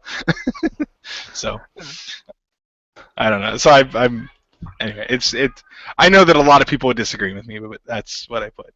So on to puzzle games. Dr. Robotnik's Mean Bean Machine on the Sega Mega Drive. Okay, fair enough. Sonic Spinball worked. You took Sonic, you made it a pinball game. Cool. Taking Sonic and turning it into columns, and then not even doing it based on Sonic the game, basing it on the shitty American cartoon, hence why he's called Dr. Robotnik, and using all the shitty animations and the game. Oh god, and there's not a single part of that game that's good. Not a single part. The only thing I would say is slightly good is the fact you could say, oh, this is connected to Sonic, the series, which is good. That's the only redeeming quality. Or the fact if your table led's wonky, you can hold it up with the cartridge. But besides that... yeah, I don't like that game. We still need to get together and co-review it.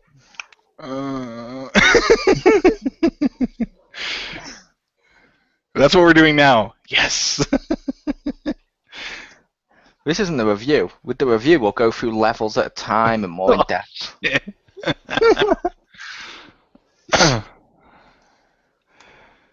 You ready to go, Stacy?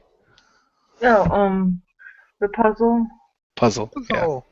Oh yeah, it's a missing Mario the CD because it's still kind of like a puzzle game, and like it's terrible. It explained why it's terrible. All the fucking questions and shit, it's terrible. There's no way to know any of that crap, and it just looks fucking ugly too. The display is like something from Doom. It's like ridiculous. Doom is awesome. No, I mean but on a freaking Doom is awesome, but on this for like I swear, they should have been just text-based by itself, and that would have been an improvement. Yeah. I'm just gonna be a dick and go, still better than Sunshine. Fuck you. Yeah. Oh. Yeah. I was gonna choose other ones, or I was strongly considering them, but yeah, Dr. Robotnik Mean Bean Machine game. Like, oh man, I managed to block it out of my mind, and then all comes back. Oh god, did you have another one on your list before I started? I was kind of debating some. I wasn't sure because I know there are ones I don't like very much, but that one I outright just would burn in a fire. The only good part about that game to me was I got it on the Sonic Genesis collection, so I can play a lot of other good games. True, I have that advantage now that Yeah. I've got it again. But I had it back in the day as well on the Oh, Mega Drive cartridge. yeah. Because Oh, I'm a I'm Sonic sorry. fan. It had Sonic. I was going to go out and buy it. I believe that. I've done that with games where you're like, oh, sweet, and then you buy it and you're like, what the Yeah. Like, I'm sure if they came out with Doctor, whatever the bad guy is in Mega Man's. Dr. Wily's. Yeah, Dr. Wily's mean whatever machine. I'm sure you'd go out and buy it. I'd like to think I would look at lots of YouTube reviews first, however. Well, the thing is, sometimes that kind of stuff can go right. Because Puzzle Fighter, on paper, I'm like, that sounds stupid. And once my friend and I played it, I got like addicted to that game. So it's possible to pull off. I did like Puzzle Fighter. Like I said before, I preferred Pocket Fighters. Yeah. But Puzzle Fighter was awesome. Yeah, like, oh, dude. I think that was the first game. I know this is a tangent, but I think Puzzle Fighter, even though I didn't pick it as favorite, it's up there. That's, I think, the first game where I played it so much that, like, the next day, anything I looked at, mentally, I would break it into the colors of gems and like how I could destroy it and get. Like, it was like I did that a little bit, and then I stopped. I was like, wait a minute, wow, that's like, I need to not look at stuff like that. Like, you'd see a pattern on like a poster or something, and your brain would just turn it into those blocks. And you're like, yeah, if I had the green crush gem, and I could. No, stop that! Oh my god, that exact same thing happened to Pew Pew. Pew Pew was actually fired from her last job. No, it wasn't. She went up to the tables and went and kept punching them and then started to try and build a door, Minecraft style. I hate. Where did Stacy go? Where'd she go? She's trying to weld open this door. Yeah. She's trying to saw this ATM. Oh my god, it's James Phoenix. James Phoenix walks towards you and says, creeper! Just starts to hit him. You are crazy. Why would this even exist? That needs to happen. I want to see. I like to think that Stacy plays Minecraft so much that when she leaves the computer, that's all she sees the world in is Minecraft graphics. That would probably make it look better, but you know. And I can totally imagine her going up to desks and going and just punching them to try and get wood. That would be awesome. Oh, you know, I just punch trees to get wood. Oh yeah. Yeah. She does. No, never mind. Yeah, I know where you're going with that. Yeah. I'll leave that to you, Rick. Okay. Wait. So next up we have worst survival game. I touched upon this before. Yep. Ooh. Resident Evil 4. This is when the series was still a survival game. So in hindsight, you can look back on it and be like, things can get worse. However, it was the start of the action. Like, I'm sorry, the first, I don't know if about you, I know loads of people rate this as the best Resident Evil game of all time. And if you're out there and you do, hey, this is our personal opinions. You can feel free to leave yours or whatever, but Resident Evil 4, the first time I picked up the gun in Resident Evil 4, I'm like, okay, I know Resident Evil. And then one of the enemies just gets up and runs towards me. I'm like, wait, they've learned run? What? Do him and I shoot him and he dies quick. And I'm like, this is more action. What the hell have you done to my Resident Evil? No. That'd be like basically with Minecraft having a survival mode. That'd be like if you go to play the next Minecraft on 360 and it's not Halo. And I know some people out there are probably going to make jokes that that's what's going to happen. It won't. But I hate that change. Yeah, I could see that. Mine is a very similar, I think, thing about games like that.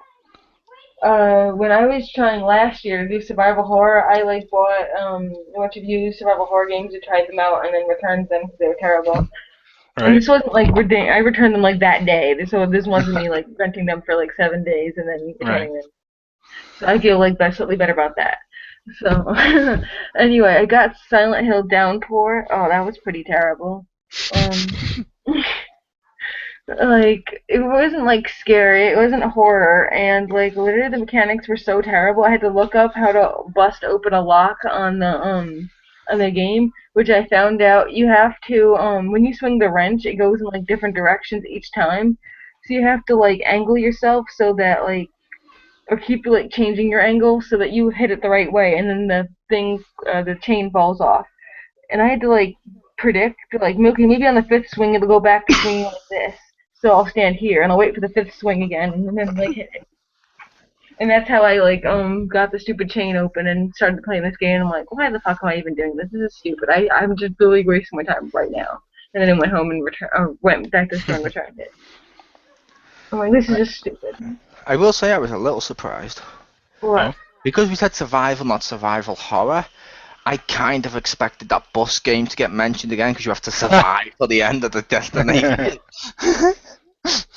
Nice. Oh no, I couldn't survive that. I'd kill myself if I continued it, so I did not survive. So therefore, not survival.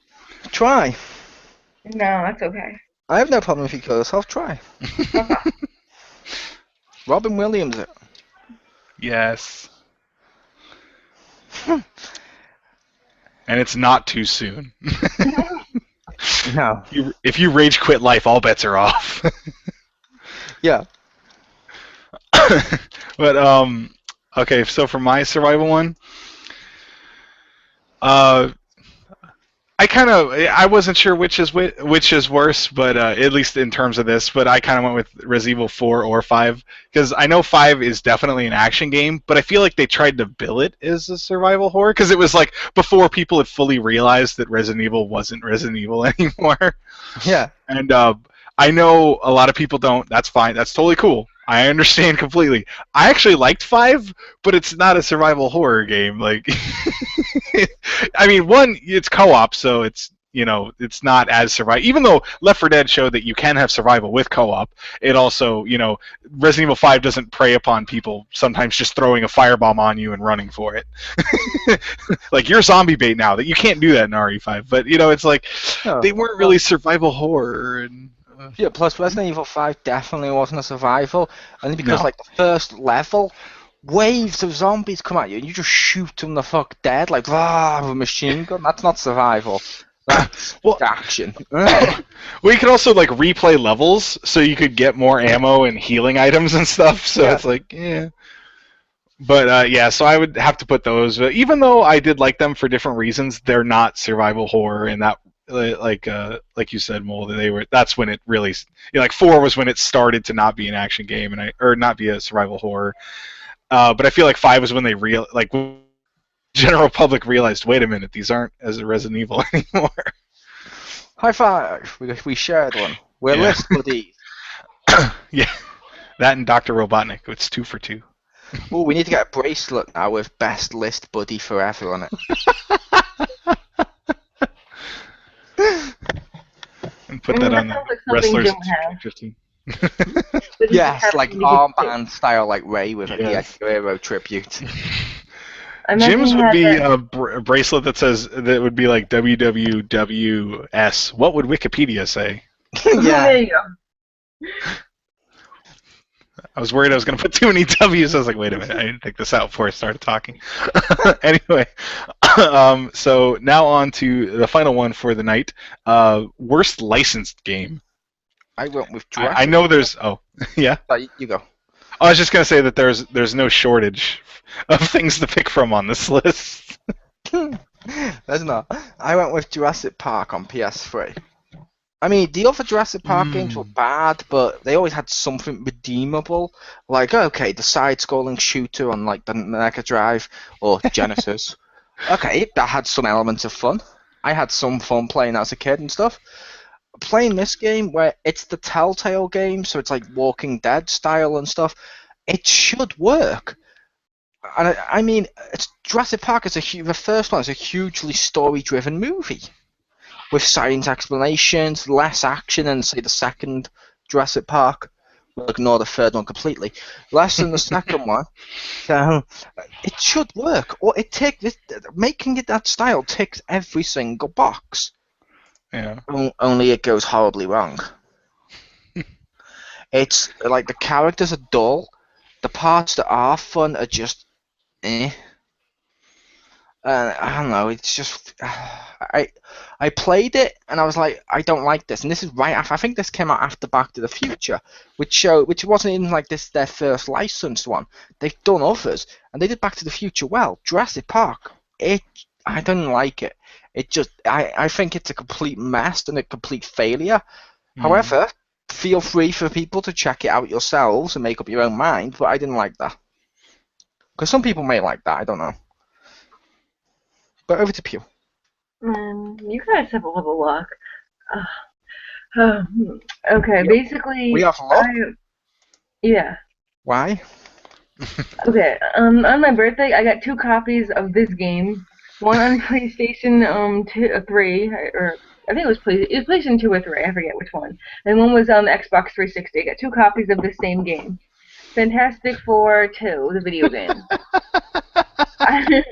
I got one from my aunt on my mother's side and one from the aunt on my father's side. They both gave me 2 versions of the same game, which I did not ask for, by the way. Oh God. They said, "Oh, you like comics and movies and superheroes and shit? Here you go." And 2 of them. That has to be horrible because the rule dictates the game is worse than the movie, and that movie is a piece of shit.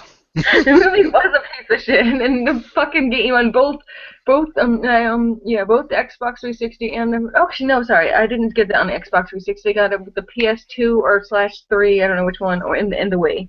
I looked up a YouTube thing of the Xbox 360 one just to see if all of them were bad across the and it was, by the way. So this as a series, I guess, for no matter what platform it's on, it's terrible. What's the Galactus Cloud fight like? What is Cloud fight? Well, in the movie, he's like shown as a cloud. Yeah. Oh, I didn't fucking get across there. This is literally like a shit version of. They use the same kind of style they used in Ultimate Alliance, where you switch the characters and you have like generic beat 'em up, but you only have like the Fantastic Four who get like half their powers.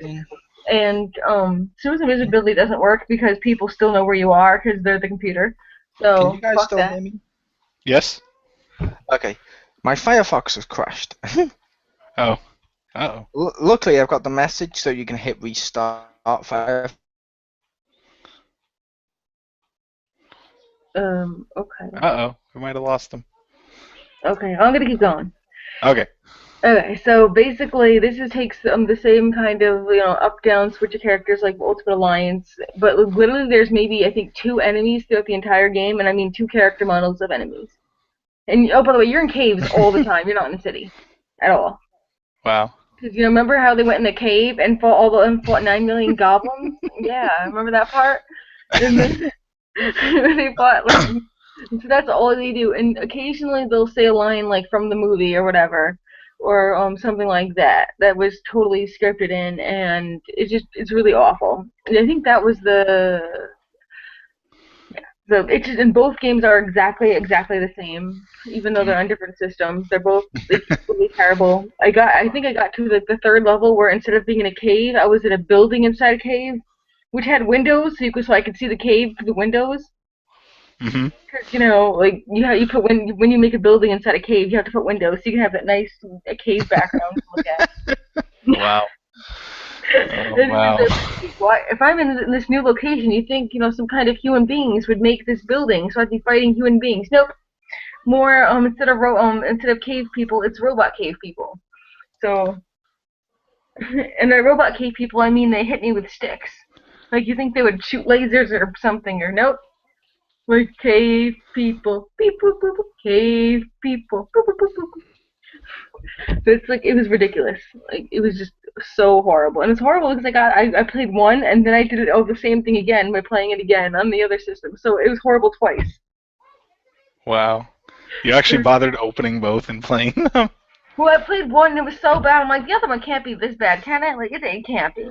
Like so I said, I said, could it be better? No, it was not better. And then I YouTubed the 361 just to get a review, and I was like, Wow. I tried it. I mean, I only played the second one for like an hour. And the other one I played for like 3 hours, and I was hoping it would get better later. And,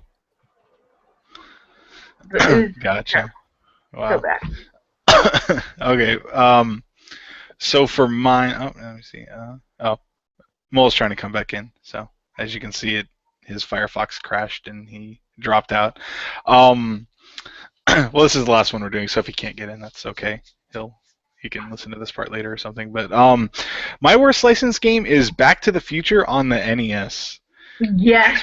Like, I had that game when I was a kid. I might still have it, but I remember like buying that, and I kind of enjoyed it, but it was still like not very good. And just when you look back at it later, you're like, wait, that had nothing to do with the movie. Like, you don't realize that necessarily when you're like 8 or 9. When you're like 19, you're like, wait, what? You're like, there was no root beer tapper part, and like, I don't even remember like what stage 3 is. I think I might have got there once, but like, I know I got to the second stage, which is the root beer tapper ripoff, where you had to like throw like, I'd never. Paperboy, he goes around and does all the paperboy things on a skateboard. Oh yeah, well the first part's where you're like running through the street, and you have to like avoid dogs, and you have to collect the clocks and stuff. And one of my favorite enemies in a game, or obstacle, whatever you want to call it, is the 2 guys carrying a pane of glass. Because I don't even think they animated the glass. Like, it looks like there's nothing between them, if I remember correctly. And then you hit it, and then there's like broken glass. I'm like, oh cool, they have invisible glass. But it's like, why are they carrying it in the street and just walking back and forth? Who does that? It was pretty fucking ridiculous. Yeah, it wasn't even that, like, it didn't even look good. Oh, are you back now? I'm back. Oh, yay. What didn't look good? My worst licensed game was Back to the Future on the NES. Ah. Yeah, that was pretty bad. Wasn't that Paperboy? Like the first level kind of looked like it. It was like they took 3 different games and mashed them together. Oh, I remember I don't think it's the 3rd stage. Remember the last stage? You're in the car and you're like trying to drive over lightning bolts or something. God, the game. Anyway, but yeah, that was my pick. So I believe that's we stopped at licensed, correct? Yep. All right. So yeah, we did. So I'd like to thank everyone for joining us for another XGR. I'd like to thank everyone again also for letting me take the beginning of it to run through the rest of my list from last time. Sorry I had to run out. So next week we will get back to the best for the other half of our lists, which includes stuff like crossover, of course, characters, weapons, that kind of stuff. So everyone tune in for that. And thank you very much for listening, and we will see you next week.